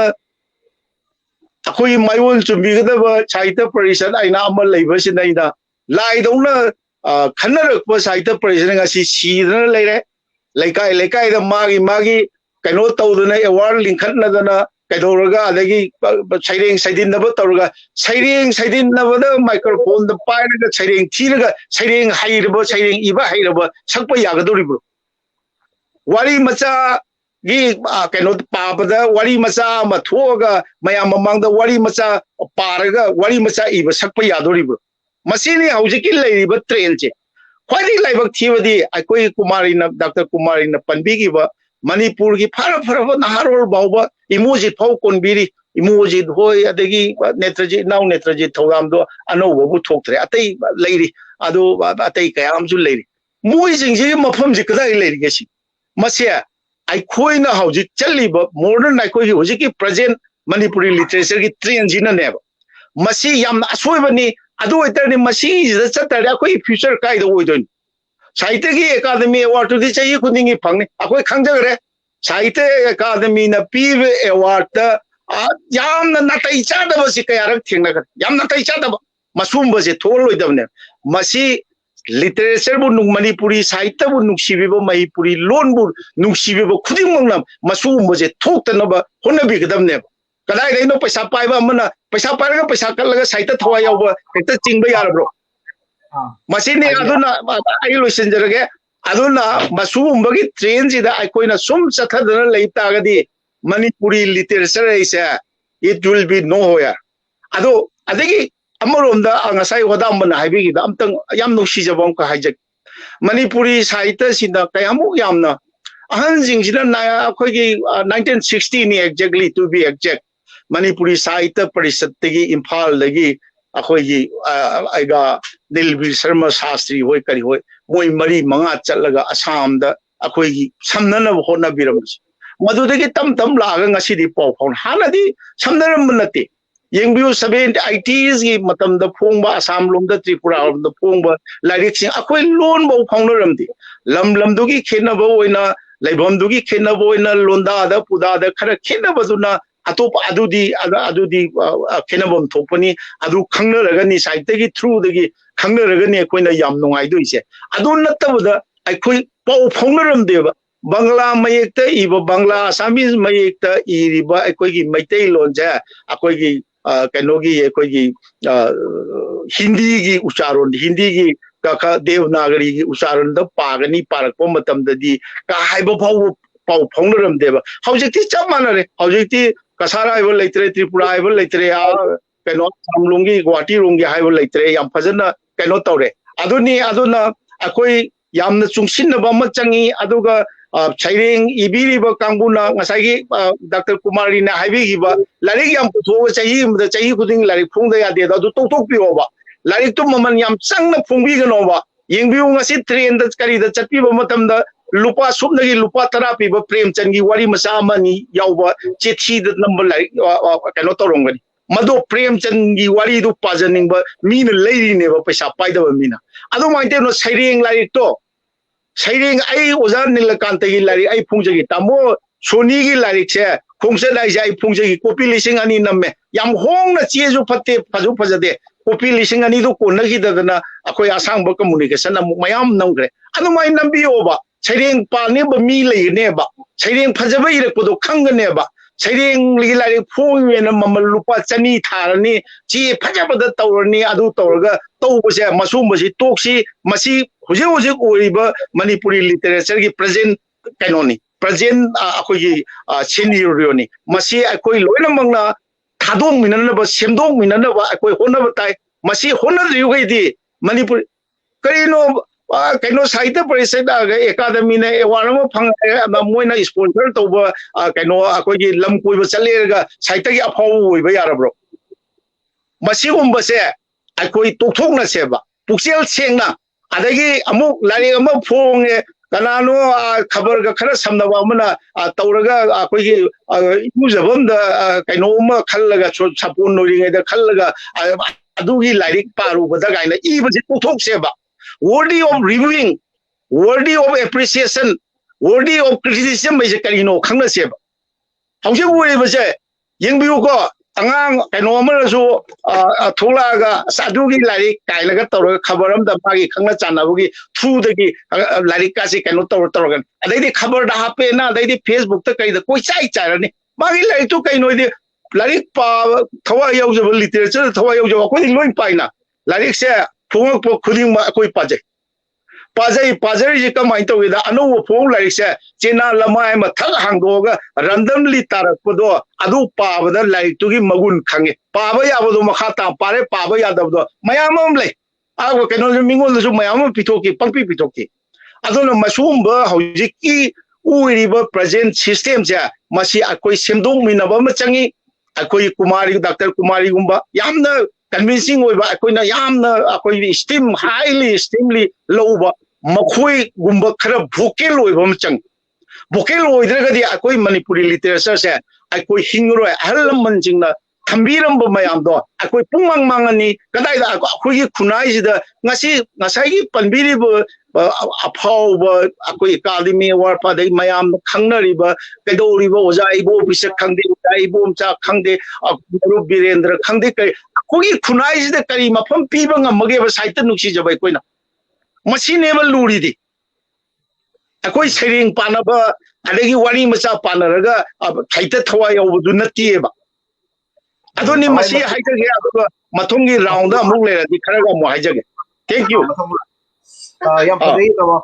ꯑꯩꯈꯣꯏꯒꯤ ꯑꯩꯈꯣꯏ ꯃꯦꯗꯥ ꯀꯩꯅꯣꯅ ꯑꯩꯈꯣꯏ ꯑꯣꯖꯥ ꯀꯨꯃꯥꯔꯤꯅꯁꯨ ꯇꯥꯛꯄꯤꯈꯤꯕ ꯇꯥꯃꯣꯅꯁꯨ ꯍꯟꯖꯟꯅ ꯇꯥꯛꯄꯤꯔꯦ ꯑꯩꯈꯣꯏ ꯀꯔꯤꯒꯨꯝꯕ ꯁꯥꯍꯤꯇ꯭ꯌꯒꯤ ꯄꯣꯠꯊꯣꯛ ꯑꯃ ꯄꯨꯊꯣꯛꯄ ꯍꯥꯏꯕꯁꯦ ꯏꯁꯥꯒꯤ ꯀꯜꯆꯔ ꯑꯥꯏꯗꯦꯟꯇꯤꯇꯤ ꯑꯗꯩ ꯏꯁꯥꯒꯤ ꯂꯤꯇꯔꯦꯆꯔ ꯑꯃꯗꯤ ꯏꯊꯣꯜꯁꯦ ꯃꯁꯛ ꯄꯨꯟꯅ ꯐꯖꯅ ꯃꯔꯤꯛ ꯆꯨꯝꯅ ꯅꯩꯅꯔꯒ ꯌꯥꯝꯅ ꯑꯣꯏꯔꯅ ꯌꯥꯝꯅ ꯄꯣꯂꯤꯁꯤꯡ ꯇꯧꯔꯒ ꯄꯨꯊꯣꯛꯄꯤꯌꯨ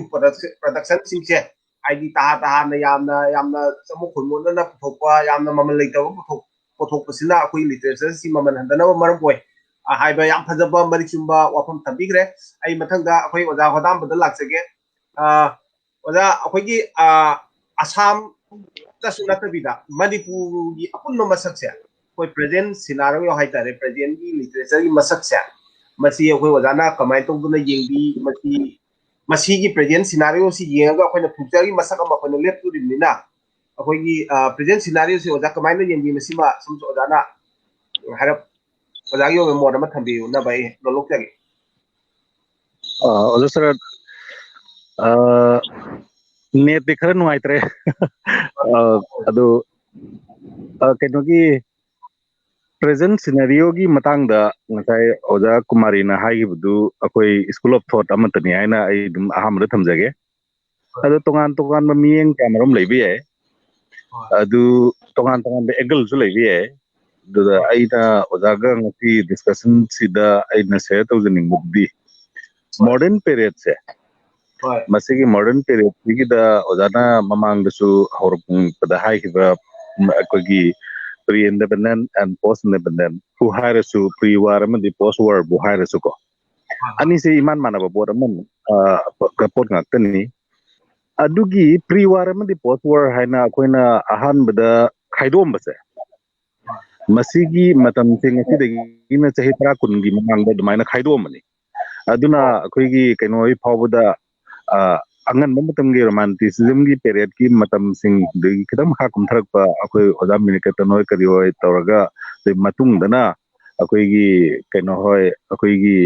ꯑꯣꯖꯥ ꯅꯤꯜꯀꯥꯟꯇ ꯍꯣꯏ ꯀꯔꯤ ꯍꯣꯏꯒꯤ ꯄꯔꯤꯡ ꯑꯃ ꯃꯣꯗꯔꯟ ꯄꯤꯔꯤꯌꯠ ꯑꯗꯨꯅ ꯏꯖꯝꯒꯤꯔꯣꯝꯗꯒꯤ ꯌꯦꯡꯉꯒ ꯑꯗꯨꯃꯥꯏꯅ ꯈꯥꯏꯗꯣꯛꯄ ꯑꯃꯁꯨ ꯂꯩꯔꯦ ꯑꯗꯨꯅ ꯑꯩꯈꯣꯏꯒꯤ ꯑꯩꯅ ꯍꯧꯖꯤꯛ ꯌꯦꯡꯖꯅꯤꯡꯕꯁꯤꯗꯤ ꯑꯩꯈꯣꯏꯒꯤ ꯉꯁꯥꯏꯒꯤ ꯑꯦꯟꯇꯌꯔ ꯃꯅꯤꯄꯨꯔꯤ ꯂꯤꯇꯔꯦꯆꯔꯒꯤ ꯄꯦꯔꯤꯌꯠꯁꯤ ꯈꯥꯏꯕ ꯃꯇꯝꯗ ꯑꯦꯟꯁꯤꯌꯟ ꯃꯦꯗꯤꯕꯜ ꯑꯃꯗꯤ ꯃꯣꯗꯔꯟ ꯍꯥꯏꯅ ꯈꯥꯏꯕꯒꯨꯝꯅ ꯃꯣꯗꯔꯟ ꯄꯦꯔꯤꯌꯠꯁꯤꯒꯤ ꯃꯅꯨꯡꯁꯦ ꯃꯁꯤꯁꯨ ꯑꯃꯨꯛꯀ ꯑꯍꯨꯝ ꯊꯣꯛꯅ ꯈꯥꯏꯗꯣꯛꯄ ꯌꯥꯏ ꯍꯥꯏꯗꯤ ꯑꯥꯔꯂꯤ ꯃꯦꯗꯤꯕꯜ ꯑꯃꯗꯤ ꯂꯦꯇꯔ ꯄꯦꯔꯤꯌꯠ ꯁꯨꯃꯥꯏꯅ ꯍꯥꯏꯗꯤ ꯈꯥꯏꯔꯒ ꯅꯩꯅꯕꯁꯤ ꯌꯥꯝ ꯅꯨꯡꯉꯥꯏꯅ ꯑꯩꯅ ꯈꯜꯂꯤ ꯉꯁꯥꯏꯒꯤ ꯄ꯭ꯔꯤ ꯋꯥꯔ ꯅꯠꯇ꯭ꯔꯒꯅ ꯄ꯭ꯔꯤ ꯏꯟꯗꯤꯄꯦꯟꯗꯦꯟ ꯄꯦꯔꯤꯌꯠꯁꯦ ꯃꯁꯤꯅ ꯑꯩꯈꯣꯏꯒꯤ ꯑꯥꯔꯂꯤ ꯄꯦꯔꯤꯌꯠ ꯍꯥꯏꯅ ꯑꯥꯔꯂꯤ ꯃꯣꯗꯔꯟ ꯄꯦꯔꯤꯌꯠ ꯍꯥꯏꯅ ꯊꯝꯃꯒ ꯑꯩꯈꯣꯏꯒꯤ ꯀꯨꯝꯊꯔꯛꯄꯅ ꯑꯩꯈꯣꯏꯒꯤ ꯃꯣꯗꯔꯅꯤꯖꯝꯒꯤ ꯀꯟꯁꯦꯞ ꯍꯦꯟꯅ ꯆꯪꯁꯤꯜꯂꯛꯄ ꯑꯣꯖꯥ ꯅꯤꯜꯀꯥꯟꯇ ꯍꯣꯏ ꯑꯗꯩ ꯁꯃꯔꯦꯟꯗ꯭ꯔ ꯍꯣꯏꯗꯒꯤ ꯍꯧꯔꯒ ꯃꯈꯥ ꯀꯨꯝꯊꯔꯛꯄꯗ ꯑꯩꯈꯣꯏꯒꯤ ꯏꯕꯣꯄꯤꯁꯛ ꯏꯕꯣꯝꯆꯥ ꯑꯗꯩꯗꯤ ꯑꯩꯈꯣꯏꯒꯤ ꯁ꯭ꯔꯤꯕꯤꯔꯦꯟ ꯃꯣꯏꯒꯤ ꯃꯇꯝꯁꯦ ꯃꯁ꯭ꯋꯥꯏꯒꯤ ꯊꯪꯃꯨ ꯅꯥꯎꯃꯨ ꯑꯣꯏꯕ ꯃꯇꯝ ꯁ꯭ꯋꯥꯏꯕꯨꯅ ꯑꯃꯨꯛ ꯑꯩꯈꯣꯏꯒꯤ ꯃꯦꯗꯤꯌꯦꯕꯜ ꯃꯣꯗꯔꯟ ꯄꯦꯔꯤꯌꯠ ꯍꯥꯏꯅ ꯊꯝꯃꯒꯀꯣ ꯑꯗꯨꯒꯤ ꯃꯈꯥ ꯀꯨꯝꯊꯔꯛꯄ ꯃꯣꯏꯒꯤ ꯃꯇꯝ ꯐꯥꯎꯕꯗ ꯑꯩꯈꯣই ꯇꯥꯃꯣ ꯕꯤꯔꯦꯟꯗ꯭ꯔꯖꯤꯒꯤ ꯃꯇꯝ ꯐꯥꯎꯕꯁꯤ ꯑꯗꯨꯝ ꯀꯣꯟꯍꯟꯈꯤꯕ ꯌꯥꯏ ꯍꯥꯏꯅ ꯈꯜꯂꯤ ꯑꯗ ꯃꯣꯏ ꯃꯈꯥ ꯇꯥꯔꯛꯄ ꯉꯁꯥꯏ ꯄꯟꯈꯤꯕ ꯑꯩꯈꯣꯏ ꯏꯃꯣꯖꯤꯠ ꯈꯣꯏꯒꯤ ꯃꯇꯝ ꯑꯗꯩꯗꯤ ꯊꯧꯗꯥꯝ ꯅꯦꯇ꯭ꯔꯖꯤꯠꯁꯦ ꯇꯥꯃꯣ ꯃꯅꯤꯟꯗ꯭ꯔꯅꯗꯤ ꯑꯅꯧꯕꯗ ꯅꯍꯥꯔꯣꯟꯗ ꯆꯤꯡꯅꯤꯡꯗ꯭ꯔ ꯃꯥꯜꯂꯦ ꯃꯥꯁꯦ ꯊꯥꯏꯅꯒꯤ ꯃꯤꯅꯤ ꯑꯗꯨꯝ ꯑꯣꯏꯅꯃꯛ ꯑꯩꯈꯣꯏ ꯑꯗꯨꯝ ꯅ꯭ꯌꯨ ꯑꯩꯈꯣꯏꯒꯤ ꯑꯅꯧꯕ ꯅꯍꯥꯔꯣꯟꯒꯤ ꯃꯤꯔꯣꯜ ꯑꯃ ꯍꯥꯏꯇꯥꯔꯦꯀꯣ ꯃꯁꯤꯒꯤ ꯃꯇꯝꯁꯤꯗ ꯑꯩꯈꯣꯏ ꯊꯧꯔꯥꯝ ꯅꯦꯇ꯭ꯔꯖꯤꯠ ꯍꯣꯏꯗꯒꯤ ꯍꯧꯔꯒ ꯃꯈꯥ ꯀꯨꯝꯊꯔꯛꯄꯗ ꯑꯩꯈꯣꯏꯒꯤ ꯕꯤꯗ꯭ꯌꯥꯁꯥꯒꯔ ꯍꯣꯏꯗꯒꯤ ꯀ꯭ꯔꯤꯁꯅ ꯃꯣꯍꯟ ꯍꯣꯏꯗꯒꯤ ꯍꯧꯖꯤꯛ ꯅꯧꯅ ꯊꯣꯔꯛꯏꯕ ꯀꯥꯡꯕꯨꯁꯤꯡꯁꯦ ꯃꯁꯤꯁꯤꯅ letter period letter modern period ꯍꯥꯏꯅ ꯁꯨꯃꯥꯏꯅ ꯇꯧꯅ ꯑꯍꯨꯝ ꯊꯣꯛꯅ ꯈꯥꯏꯗꯣꯛꯑꯒꯗꯤ ꯅꯩꯅꯕꯒꯤ ꯄꯔꯤꯡ ꯑꯃꯗꯀꯣ ꯑꯩꯈꯣꯏꯒꯤ ꯌꯥꯝꯅ ꯅꯨꯡꯉꯥꯏꯅ ꯅꯩꯅꯕ ꯑꯃ ꯑꯣꯏꯅꯤ ꯁꯤ ꯃꯤꯠꯌꯦꯡ ꯑꯃꯅꯤ ꯑꯇꯣꯞꯄ ꯃꯤꯠꯌꯦꯡ ꯑꯃꯗ ꯉꯁꯥꯏꯒꯤ ꯑꯩꯈꯣꯏ ꯑꯣꯖꯥ ꯀꯨꯃꯥꯔꯤꯅ ꯊꯝꯕꯤꯈꯤꯕ ꯑꯗꯨꯃꯥꯏꯅ ꯑꯩꯈꯣꯏꯒꯤ ꯄ꯭ꯔꯤ ꯋꯥꯔ ꯑꯃꯗꯤ ꯄꯣꯁ ꯋꯥꯔꯁꯤꯗ ꯑꯩꯈꯣꯏꯒꯤ ꯄꯣꯁ ꯋꯥꯔꯒꯤ ꯃꯇꯝꯁꯦ ꯃꯁꯤꯒꯤ ꯇꯥꯡꯀꯛ ꯑꯅꯤ ꯑꯩꯈꯣꯏꯒꯤ ꯄꯣꯁ ꯋꯥꯔꯒꯤ ꯃꯇꯝꯁꯤꯗ ꯍꯥꯏꯗꯤ ꯑꯅꯤ ꯊꯣꯛꯅ ꯈꯥꯏꯗꯣꯛꯄ ꯑꯩꯈꯣꯏꯒꯤ ꯑꯉꯟꯕ ꯃꯇꯝ ꯑꯃꯗꯤ ꯄꯣꯁ ꯋꯥꯔ ꯑꯊꯦꯡꯕ ꯃꯇꯝ ꯀꯣ ꯑꯗꯨ ꯍꯧꯖꯤꯛꯇꯤ ꯑꯣꯖꯥ ꯁꯔꯅꯁꯨ ꯈꯪꯕꯤꯔꯝꯒꯅꯤ ꯍꯥꯏꯅ ꯈꯜꯂꯤ 2000ꯒꯤ ꯃꯇꯨꯡꯒꯤ ꯃꯅꯤꯄꯨꯔꯤ ꯁꯥꯍꯤꯇ꯭ꯌ ꯍꯥꯏꯅꯁꯨ ꯅꯩꯅꯕ ꯍꯧꯔꯦꯗꯣ ꯋꯥꯔꯤꯕꯨꯅꯦ 2010ꯒꯤ ꯃꯇꯨꯡꯒꯤ ꯑꯁꯨꯃꯥꯏꯅ ꯗꯤꯀꯦꯠꯇ ꯆꯦꯟꯖꯦꯁ ꯂꯥꯛꯄꯁꯤꯡꯁꯦ ꯈꯪꯅꯕꯒꯤ ꯅꯩꯅꯕꯁꯨ ꯂꯩꯔꯦ ꯑꯗꯨꯅ ꯑꯩꯅ ꯃꯄꯨꯡ ꯑꯣꯏꯅ ꯃꯣꯗꯔꯟ ꯄꯦꯔꯤꯌꯠꯀꯤ ꯑꯩꯈꯣꯏꯒꯤ ꯂꯩꯔꯤꯕ ꯊꯦꯡꯊꯔꯛꯄ ꯃꯇꯝ adi pre-war gi wari du di akoi tama Manindra na hena phajana khara yapna pangre ada post-war gi period akoi sigi matam sida akoi na akoi gi mapung oina changsalakpagi ngasai romanticism dagi na modernism lakpadagi hauraga makha kumtharakpa akoi gi ism gi nainabagi masak se masigi ism gi nainabagi masak sini hena develop oirakadabase अखोई मयामना खंगनरमिसे romanticism and modernism सिनी याम कन नैनरमिसे सही कुनमुकी ममांगी मतमसिदा यंग यंग लाउना मणिपुरी साहित्य मागी सैरेंगदा मागी अदुदा आइना कन नैनरमिसे अस्माइ लेरमनी अदु मॉडर्न मतमसिदगी अखोई पोस्ट मॉडर्न हाइबम कंसेप्ट हम चंगसलकबसे मसी पोस्ट मॉडर्न सिदगिनी अखोई तोगान तोगान बा अखोई लेकोन गी लई मयाम दुमाइना इजम मयाम पाइथोंगना रहिसे मसीगी पोस्ट मॉडर्न की मतम सिदा अखोई मपुंगोइना मणिपुरी साहित्य दी आई को दम पनबद दम यावजरके स्ट्रक्चरलिज्म सी लाकपदगी पोस्ट स्ट्रक्चरलिज्म से लाकप मतमदा मयाम सिंगसिना कॉलोनियल अमदी पोस्ट कॉलोनियल दी कांसेप्ट सी सागनरकपा द पोस्ट कॉलोनियल कांसेप्ट सी दनी नसाइगी अखोई फेमिनिज्म न लेदोइसेको अदुना फेमिनिज्म सी लेमरो लाइना आईदी मैत्रोंदा हैपेट कोइन दौबनी अदुगा ओजा कुमारी सु हैपेट सी मतंग सिदा कांसेप्ट खर लेरमने खल्ली अदु हाइबा लेमरोल अखोई कनोगी फेमिनिज्म की कांसेप्ट सिमा अखोई येंगबा याम कन्ना हौरे अदैदी पोस्ट कॉलोनियल आईदी स्ट्रक्चर मै कांसेप्ट सिदा याम कन्ना चंगलकबा बे मखा ता थरपद रीडर रेस्पॉन्स थ्योरी की मतम योरक्तना अखोई taxi the death of an author and then born of a reader haibako akoi the author masamak si mana ibadu hek lorakpada mase sire aduga mana amkumu magi akoi pothok se masi si hanna phajarba natraga yarba haina masana reread torpa matamda mase reader oire haibi concept hobda sagalakpagi adi reader response theory gi matang sida akoi gi ai be sigi lepham lerakteba aduga अखोई text मसादुना अखोई reader सिंगसिना text to करमाइन तोना उरिगे हैबगी मवोंग द तोगान तोगान बा वाहन थोक कैमरोम पीदना हन्नरकपगी सिगी मिडियंग मयाम से मस्तिगी मिडियंग मयाम सिंगसिदगी हुजिकी अखोई नेशनलिज्म बो हायरो अखोई एनी इजम मयाम सिंगसे हिस्टोरिसिज्म बो हायरो मयाम सिंगसे लोइना माय मायगी केनो सिंगसिदा येंगनरकपा ngaktani अखोई हुजिकी मॉडर्न पीरियड सिदा लेरेसिबु हायबा अदुना अखोई मागी से खुदमोइना विद्यासागर की सैरेंग सिदा अखोइना करी उनिंगे मागी थीम लेगनी मागी वाही वतागी करीगी हानगी परिंग दुसु दुम लेगनी अदुमोइना मक माना फोंदोई बिसिदा करम बे इजम की ममी ताय हायबा अदुगी इजम रोम द हेना मिडियंग चंजलकपगी मसक से अदुदा थाइनागी रोमांटिसिज्म अमदि मॉडर्निज्म की कांसेप्ट दि याम लापना लेहौरे अदुना हौजिक नथाइगी केनोना अखोई ओजा कुमारी नसु पनबीखिबा अखोई यामना हक्सिनना मुन्ना स्टडी तौबा अखोई मासागी ट्रेडिशन दु द कवि अमा ओइबगी नत्रगना उपन्यास अमा इबगी कांसेप्ट तु लेरा फावबदा अखोई मागी ट्रेडिशनल अदु खक्तना मपुंग फारक्तबा मागी इंडिविजुअल टैलेंट अमा खक्का कोनना माय कल्चर तौबगी अकोइबगी फिवमदा करी चनरी करी तौनरी करी उडनरी हाइबसिंगसी स्टडी तौरगा यामना रिफाइन होइबा अखोई लिटरेरी प्रोडक्ट पुथोरपगी अखोई मसिदनी साहित्यगी ममल लेपनबा हुजिकन होनरइसे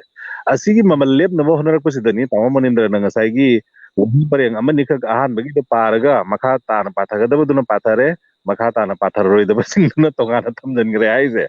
अदुना नोंगमदा नत्रगा सहीमदा नत्र लाइक मसिंग यामबगी यामदबगी ओजा कुमारी नसु क्वालिटी एंड क्वांटिटी की मफम वफम द फजना थंबीगरे अदुना हौजिकी मॉडर्न पीरियड सिदा अखोइना दोनगी मियंगदगी येंगगा द qualitative product of Manipuri literary text से मसी सिगी नैनबगी मिडियंग अमगी माइगेयमा अदुगा अमना क्वांटिटेटिव ओइबा अखोई मणिपुरी लिटरेरी अखोई प्रोडक्ट से मसी सी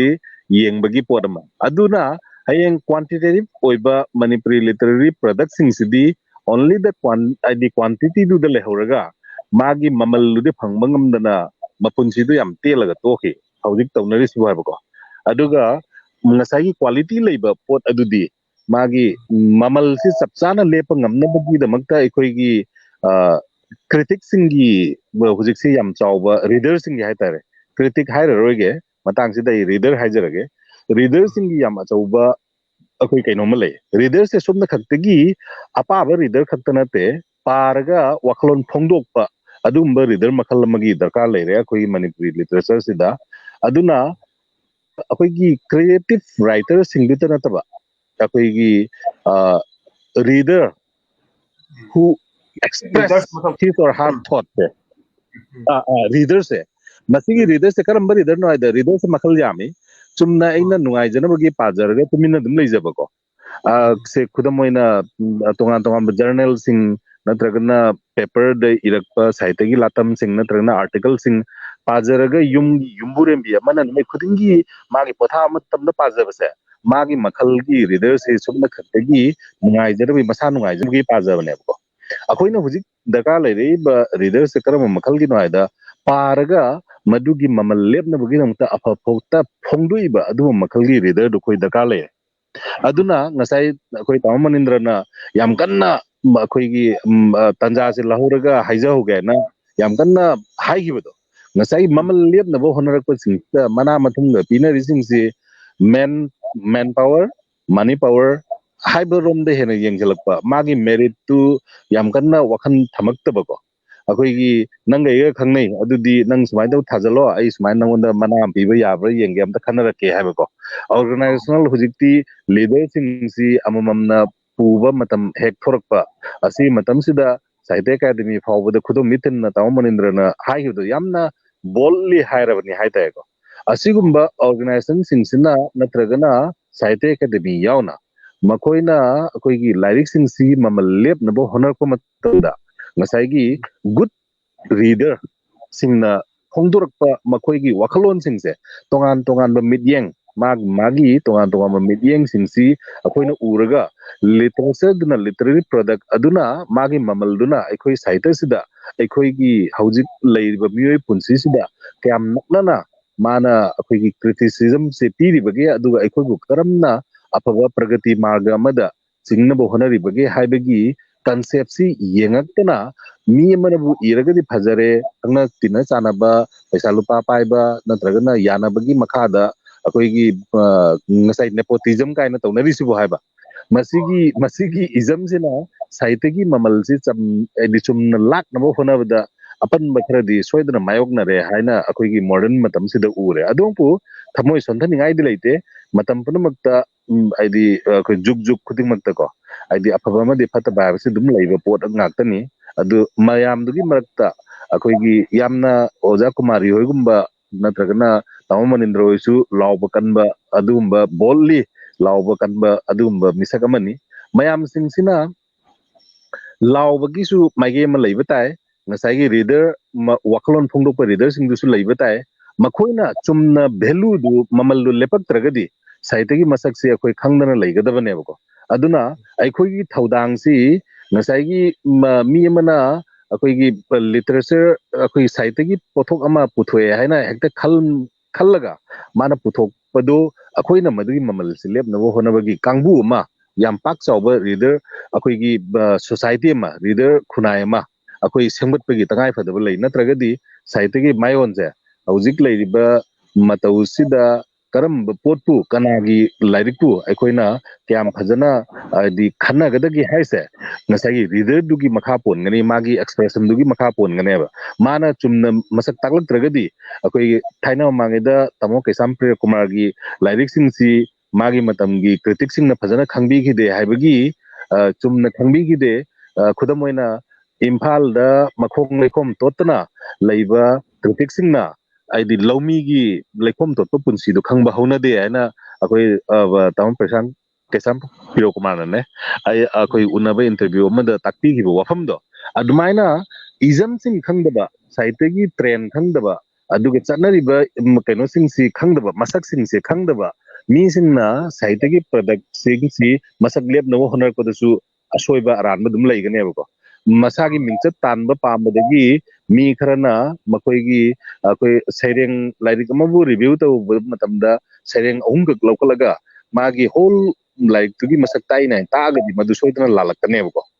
admaina deep thinking akoigi yamna kupsanna naina bagi masak se hojik matam sida akoigi pang sanaba akoigi bazar nangnabagi bhab sida isat chale tawa Manindra su si matang sida ngasai khubak hona phunabi lairik akoigi maman yam tangan bi mi myam yawan bi aduga hoi lauraga lai phungdongna bigi bhab se asuna bangi mapan wi oiba masak to oina chale nungi masakta akoigi chatpagi mi masing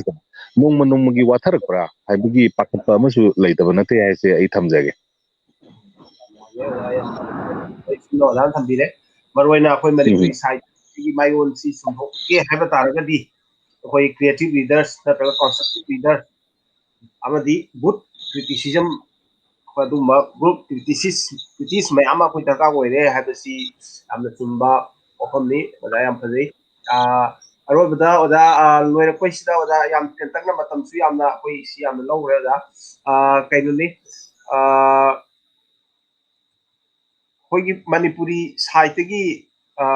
music present scenario pass scenario नहीं नरबनी future से करी और तो जाए मसी future सी मसक बा होना मसी की प्रेजेंट की साहित्य की मसक सी ये का अंदर कोई फ्यूचर से और कोई मसक मदी ओदा की ओहे नी मसक की मतांग होगा तक है भी होगा हम अत्यंत भी yam nongje jik ekoi gi tamu Hodamba na thambi gi wafam do ai morally tok jabo wafam ni literature gi kenogi ekoi gi modern period ki trend kai bi matang do madumuk ina khai buna ekoi da leiri bu chamam na bujing si katang ekoi kohon mangam gadra hai bi ai su khanja bu irabani adu ekoi gi chinda paktana leiba hai tare oja chinda paktana leiba hai tare ekoi gi traditional oikraba ekoi gi manglam chatta leibiram ekoi gi jahu jing gi linglam du yenga mayam si tum chathana bagi pot leida chorang sum thamjagi buduni apung dadi sagi tamo kenogi Hodamba gi potto aisu ji dugaina na sagi losil ko se kitang samlamna tentakna thamjaning badi ekoi gi tradition ekoi gi root ekoi gi culture ekoi gi literature gi masigi trend machine hoi ji khanga kan se sa ekoi gi hojiki present che keno stage da khut thabiri ba writer singsina madugumba work to pothokadobuni haidana ai gi oina haijabana keno tawjabagi wanga natte masisu khangpham to I haibadani abai tamu Hodamba na thambigi bodo masisu khangpham thoki masidagi ekoi gi individual talent ki wafam leiri mana no paruba thengnaruba kedoruba matangni matungina porokpa potsi adu na ngasagi ariba marudu dagi germinate tawrakana horokpa matamdu deida ekoi gi oiba pot ama ekoi gi literature gi oiba pot ama toptopna tagadobugi potuna in thamjaningi bise aduga mo hojiki ekoi gi ijamgi matangse hojik maksidi ekoina Manipuri literature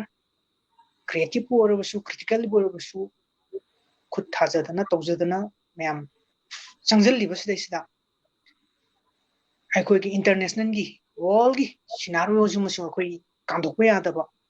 ekoi hojik mohsha ge damaina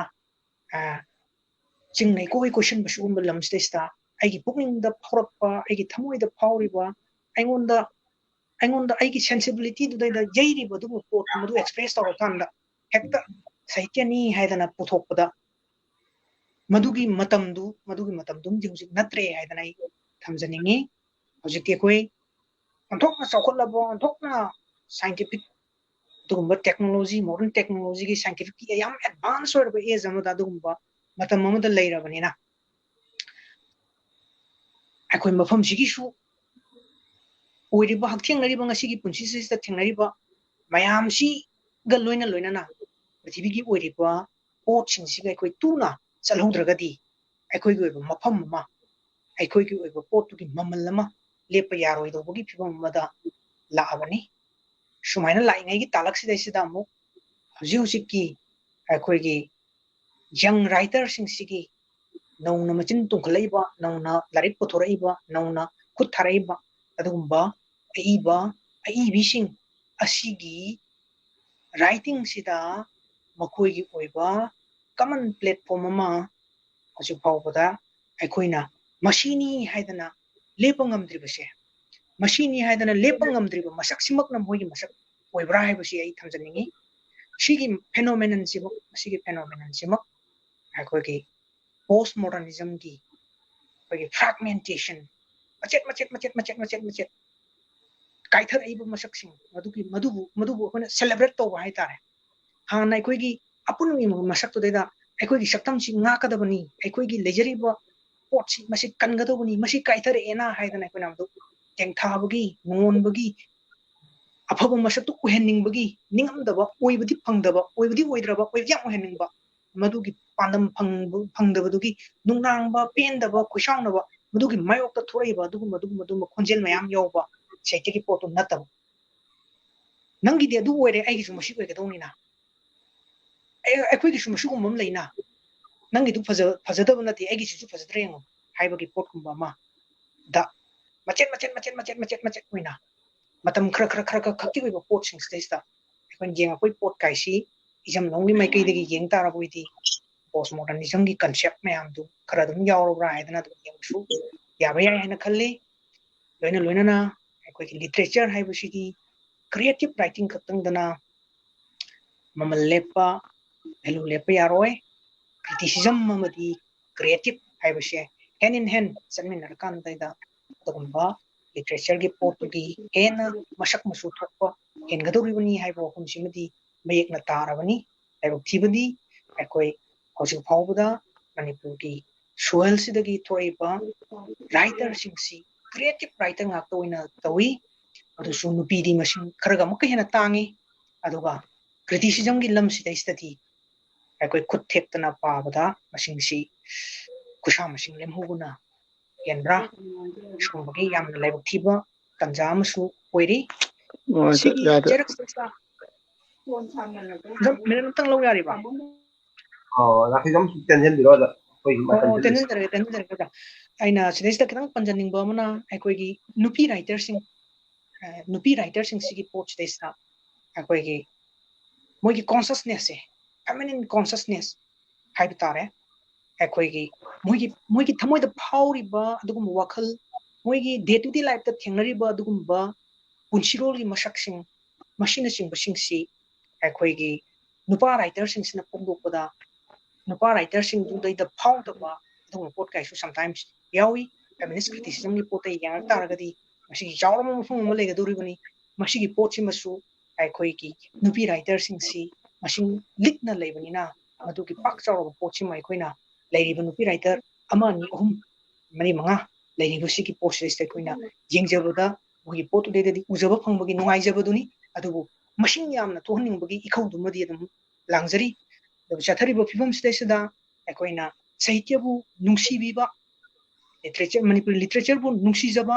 manipuri literature bu mangomda pukhatningbagi adugba progressive minded oiriba mioi kharkhak leibasina maram oraga aikoigi manipuri literature se masi awaba phibamda hojik aikoina amada oiba taragasu aikoigi tungi future se sungsoi soidana mangam nairakigani hena proba hena masak thokpa hena mangomda changsinba adugum potama sungsoi soidana oirakigani haibagi manglando ai mangjari wafumsi thamjaraga ai tenjare yam loye da wala mathang da koi wala manindra da laksake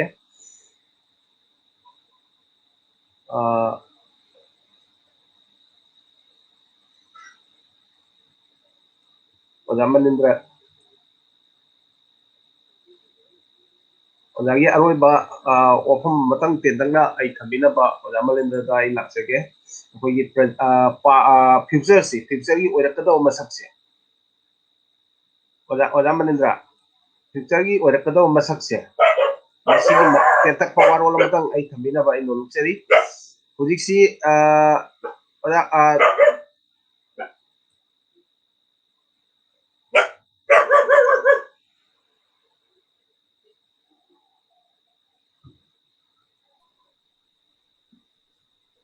akoigi future gi ora kado masak se have you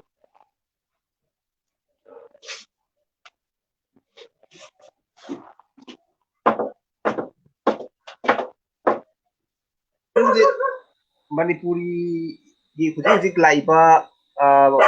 site gi train koi na nei na jare aduga hujik laiba modern technology gi social media da saying na bi social media da warim sai na bi social media da loina lak pasina koi printed form da lei riba koi literature mayam si social media da da khidna lo tra ma hujik si website da masagi oba YouTube da masagi oba literature gi format lakna koi site gi masak si haidi atopa anoba form amada lakadoribra natraga hanagi printed form si som hingdan leihidra masi odagi mod oida autang bas thabi oda akhoi hojik ti IT gi juknina IT gi da matieng lawraga social media da kai da tawbusidi khoi gi new trend ni siju ahong bane masidi akhoi gi matam gi khomsat ni adu akhoi gi printed form ji adum leigani printed form leigani hai ta ga di kaino da edition da mana form ta ga su lari hoina lokthok da di printed form da laktoi ni masi kaisu chingna ningai leite ado aikoina pamjari badi aikoina manipuri maru oina aina haijari si manipuri literature khakta gini manipuri sahityik khakta manipuri sahitya si akoi mamangai dagi hauna haujik phawda afaba haina haiba yaba aibi tholokta nate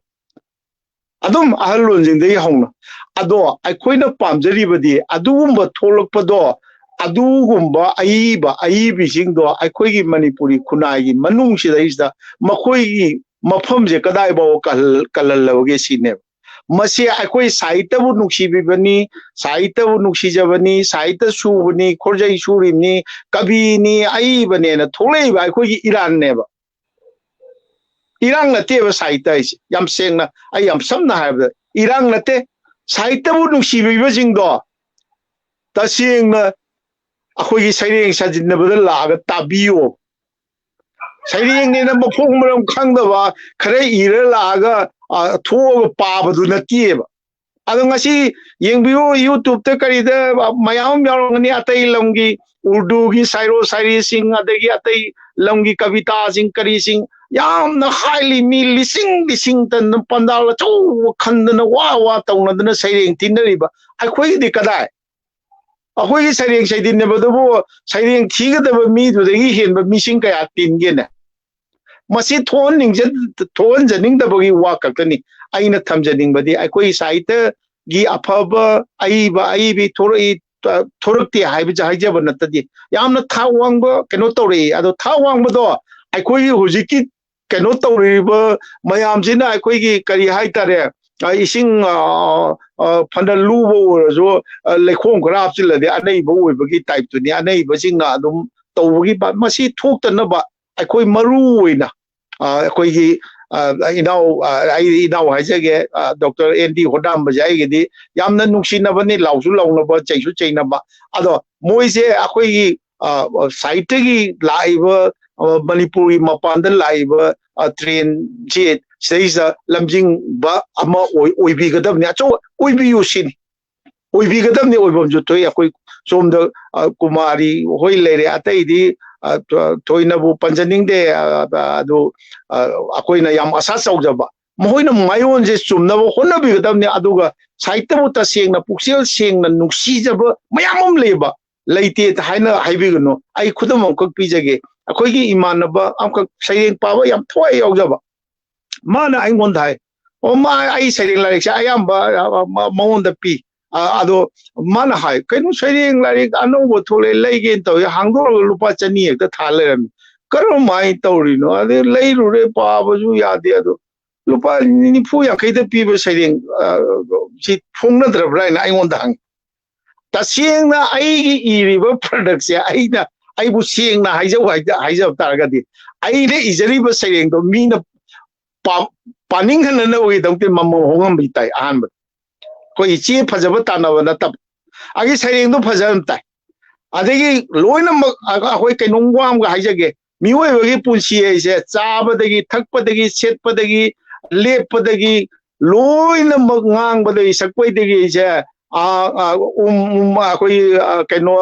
करीबा मम हाइना तंबीरकपा हाइना हाइना तंबीरकपा दुमाइना ओजा नाइदना तौबा यापोते ओजा नाइगदबनी अदगी ओजाने न थोकपीरकपसिंजु याम ज्ञान ताबी ताई अखोय खंगजै मणिपुरदा असफावनी असखोय ममिंग लेरमनी गाइन तौबा मखोई गाइडेंस मखादा फोंगप लाइरिक्सिंग अखोय तसेंग ओपन फोरम अमदा पुथोकजोय लाइसु पुथोकजगे मी पल्लगा हाइजगे यामना ज्ञान ताब अखोय मरोपांग अखोयना याम हाईली रिगार्ड तौजबा हाई स्टीम ओइल लौजब कबी सिंग लेरी मसक नाइबा अखोय चचै अखोयगी मरोपांग सिंग करिगुंबा कनो तौदे सिमो अंते यिंग अखंबदा हंगतायबा मोइदे आइवोंदगी हेना खंगी गाइसे करिम खंगबिदरा माने अखोयगी हौजिक तौरिबिसिदि सोशल नेटवर्क कनो सिंग द इरिबा फेसबुक ता करिदा इरिबा ग्रुप सिंग से इरिजु आइना मरहेलबनी हाइबगी थोलकपा ngaktani ado sareng chawa pabada sai oiba yabagadi ani gumbaga thengnabra tasengna hairabada ado akoi like pangtong mutawi akoi di tasengna sai manipuri saita bu nuksijaba mi amne ai manipuri saita bu nuksijaba mi amne sidi ahal manjing khangbi ba mayam le aduna ai di ngangbada kijade ai like su leiraga pajai adagi mayamna pipirok su panana ba ai hona jay ado पाबगी बहाई जे random दम फाक्तोगा तौदो अदुनी अदुना आइकोई साहित्यबु नुसी जरिबा आइकोई मयामना मणिपुरी साहित्यगी कैनोसिंग से खुरजई पाइबिरिबा सिंगबु आइकोई खुनाई मखोइना आइकोई खुनाइबु मायोन चुम्म ngamननबा अदगी खुनाइदा मखोइगी मफम पीननबा आइकोई पुनम खुसमनना पुक्सेल सेंगना खुनमिनगदबनी अदो ngसाइगी मयाम से थादोंना बिबता याम सेंगना साहित्य थवा याविबदो साहित्य अफब साहित्य की मसाक सिंग लेरेगा पाबी कनो नेटसु पाबी आइना नेट आइसु पैसा लारी फोंगजु ई एडिशन जे अमानी एडवर्टाइजमेंट ट्रेलर की टाइप तो उलगा फुल लारी डाउनलोड तौगेदि पैसा पियो है कनी चमने अदुना ngसाइगी अखोई ओजा सरत की आइगिदि यम नुसिजब इनाउनी चही मयामना थाजदे चही कुन ममांगदगी तिनराबनी गाइसे लोइना याम लुना इचिनाउद लोइना रनि गाइ मयाम खंगदब मयाम ले हिंदी होदाम गाइ चै कुत्रा कुमगा कुत्रुकी ममांगदगी लोइना राबनी आदो करी हाइतारे अदुनी मसी खक्तना असुम मयाम सिना अखोई मणिपुर की लिटरेरी अखोई साहित्य की फ्यूचर से लेपकदौने तुंगलम से लेपकदौने नतना हौजिक चलिबो सिदा तौतारगदी अफब थोलकपसिंगदो अदुम लेगिनी अदगी अखोई मणिपुर ददी हौजिक हाइतरिदना से लारिक इब कनो ड्रामाबु थुई ओजा प्रियोबतन इब ड्रामाबु थोकपर कनो तौबनी याम नोकनिंगबा अदो नत्ते मतम ममदा आई ngसाय ममांगदा पंजगरे मेमिंग पंजगे चाही ममांगदा चाही कुंथ्रा निफु 70s वर्दी चाही यांखै मुकी ममांगदा फोंग मणिपुरी नोवेल सिंग साइरेंग लाइरिक सिंग कॉपी लिसिंग हंजिन नंबर सिखिबो मयाम ले अखोई अदुमबदो हुजि थोइब्रा हुजिसु ले आइबा अखोई करी फजब लाइरिक सिंग दी ओजा बीएम इस्लामबगी कनो अखोई नोवेल अमत लेमनमा हंजिन नंबर गाक्तने हुजि साहित्य परिषद ते यंबियो अहुम सुबा एडिशन मरी सुबा एडिशन नेना असुम तौरे अदुनी पाबिलब लेबा अदो पाबिलब प्रोडक्ट तुदी अखोई आइबी सिंगी थौदांगनेबा अफब पुथोकपदुदी अदो अफब पुथोलंगनबदुदी ngसाइगी अखोई डॉक्टर होदामबना हाइबिगिबा ngसाइगी अखोई मेसेज रीडर सिंगना अखोई मायोन चुम्बा पुन्ना ngसाइगी क्रिटिसिज्म हाइजने क्रिटिसिज्म विथ एप्राइजल से अदोगी कइनोगा जे अखोई ओजा सिंग लारिक फोंबदगा चललगा लारिक तो पंखा थागरपसे मसी तौबिगनो ओ मसीना याम अकाइबा मजु थोए पंगाउदा हराउजगरेबा मीसे लारी मीदुना लारी फोंग मिसेज ओजा अदुना तौरे आदगी थागतचरगे ngangjरगे बुक रिव्यूअर मयाम ले मणिपुर मोइना ngang ताने खमदा कोइदि तल्ले मपान थोए तारे अदुमजु मयाम ले मसे मसा नसु खरगरा मणिपुरी साहित्यबु तसेंगना नुक्सिबिबो तारगदी मसु मुजे कया थादोकना से पुक्सेल सेंगना मसिबु योखननबा अकोई चुंजिनदना ꯍꯣꯠꯅꯃꯤꯟꯅꯕ ꯆꯪꯉꯦ ꯅꯠꯇ꯭ꯔꯒꯗꯤ ꯑꯩꯈꯣꯏ ꯀꯗꯥꯏꯗꯅꯣ ꯑꯩꯈꯣꯏꯒꯤ ꯍꯧꯖꯤꯛ ꯂꯩꯔꯤꯕ ꯆꯠꯊꯔꯤꯕ ꯇ꯭ꯔꯦꯟꯁꯤꯗ ꯀꯩꯅꯣ ꯇꯧꯔꯒꯗꯤ ꯀꯗꯥꯏꯗꯅꯣ ꯑꯩꯈꯣꯏ ꯑꯣꯏꯔꯛꯀꯗꯣꯔꯤꯕ ꯃꯅꯤꯄꯨꯔꯤ ꯁꯥꯍꯤꯇ꯭य ꯄꯔꯤꯁꯠ ꯁꯤꯔꯦ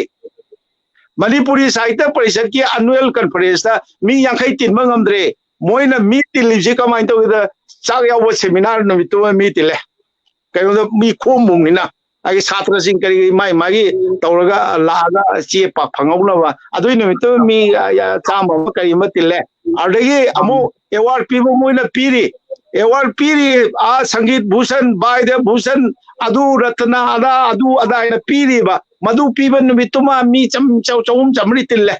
ado Manipuri Sahitya Bhushan phangaga Sahitya Parishad na piba akoi gi Sahitya Bhushan Kala Bhushan phangaga kari kanarige Assam da yengbiyo adumba Assam Sahitya Sabha na award piriba midu gi kari kanaba phangge angte yengbiyo ba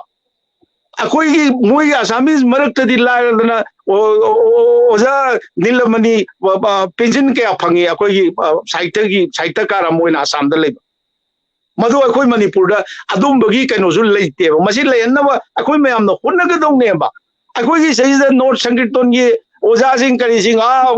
kaino Fudan adu Bhujan adu ada aina tawriba mayam sibu kari kanaba moi bus tongda moi akhanaba phambam leibra sarkar gi kadai da ai tension jare Manipur bhawan da chatpa matam da moi special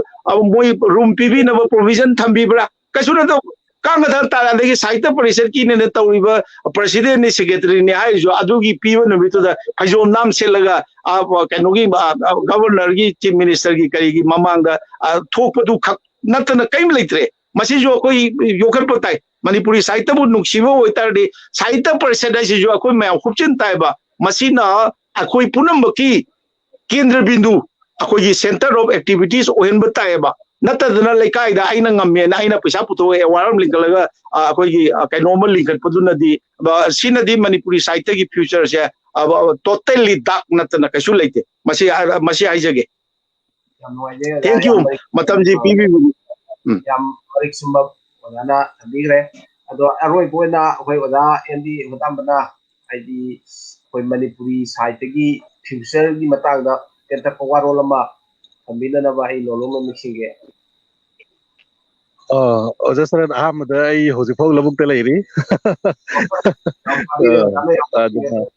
aduna undi le keno kenogi yap nungai ngasi discussion se adu akoi gi future se pasi kudamoina akoi gi Assam da leiriba akoi gi Sahityakar singna kitang mangjin tha ba hai tare ko mangjin tha na mathak lon kakalakpa akoi gi khara phajana I haina khanba singsina khanba ngambagi sang se kadai phauno haida akoi gi Sahitya Parishad na piba leimai award che phangba aduga Manipur de pirakpa akoi gi Kamini Kumar award chuma phangba masi moi gi punsida khwaidagi magi Sahitya dugi kano se mamal se dwai bahau yauna kariumbada amana Manipuri Sahitya Parishad Assam na khangbiraba aduga amana Manipuri Sahitya Parishad Imphal na khangbiraba adu itaragadi magi punsigi target se dwai bahau da loire ba akoi gi Sahitya gi mamal se adumaina akoi gi Manipur gi context se somdang yengsi Manipur de piriba tongan ba sangsan sigi mana matham sing aduga wangabada akoi gi Manipuri Advisory Board ki kuthang dagi akoi Sahitya Academy na piriba mana hariba mana si phangagadi magi Sahitya gi value gi target se dai du da magi charam sima ke oire ko madudagi oja sarat aina haijaningi se madudagi hena thak wangba akoi gi atopa jati isinau sing Indian akoi Bharat macha sing tongan ba Sahitya magi lon de inariba side akoina kanabu compete tawri bage sini akoi Sahitya sina aina adi mieng sing ningi ba jaga sidi swai sini akoi future se akoina Gyanpit managi damakta akoi Sahitya si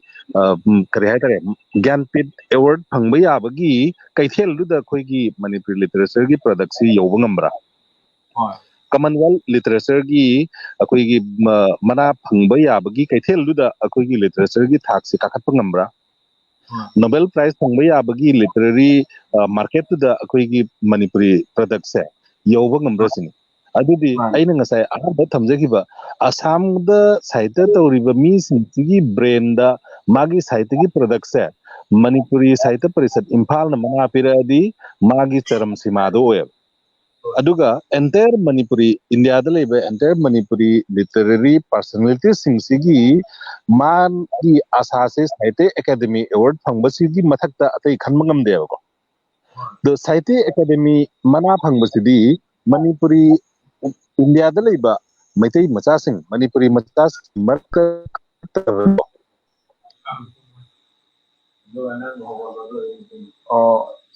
India da leba koi Bharat ko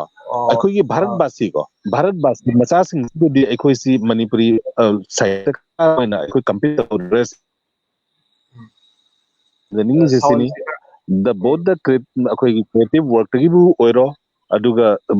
akhoi gi criticism gi bu oiro maigai punamak gi supportive amada akhoi gi Sahitya si yamna munna study to wama changi Assam da bu oiro Manipur da bu oiro akhoi gi value si hena wanghalan ma changi aduga value sina nongmo nongmo wangkhalak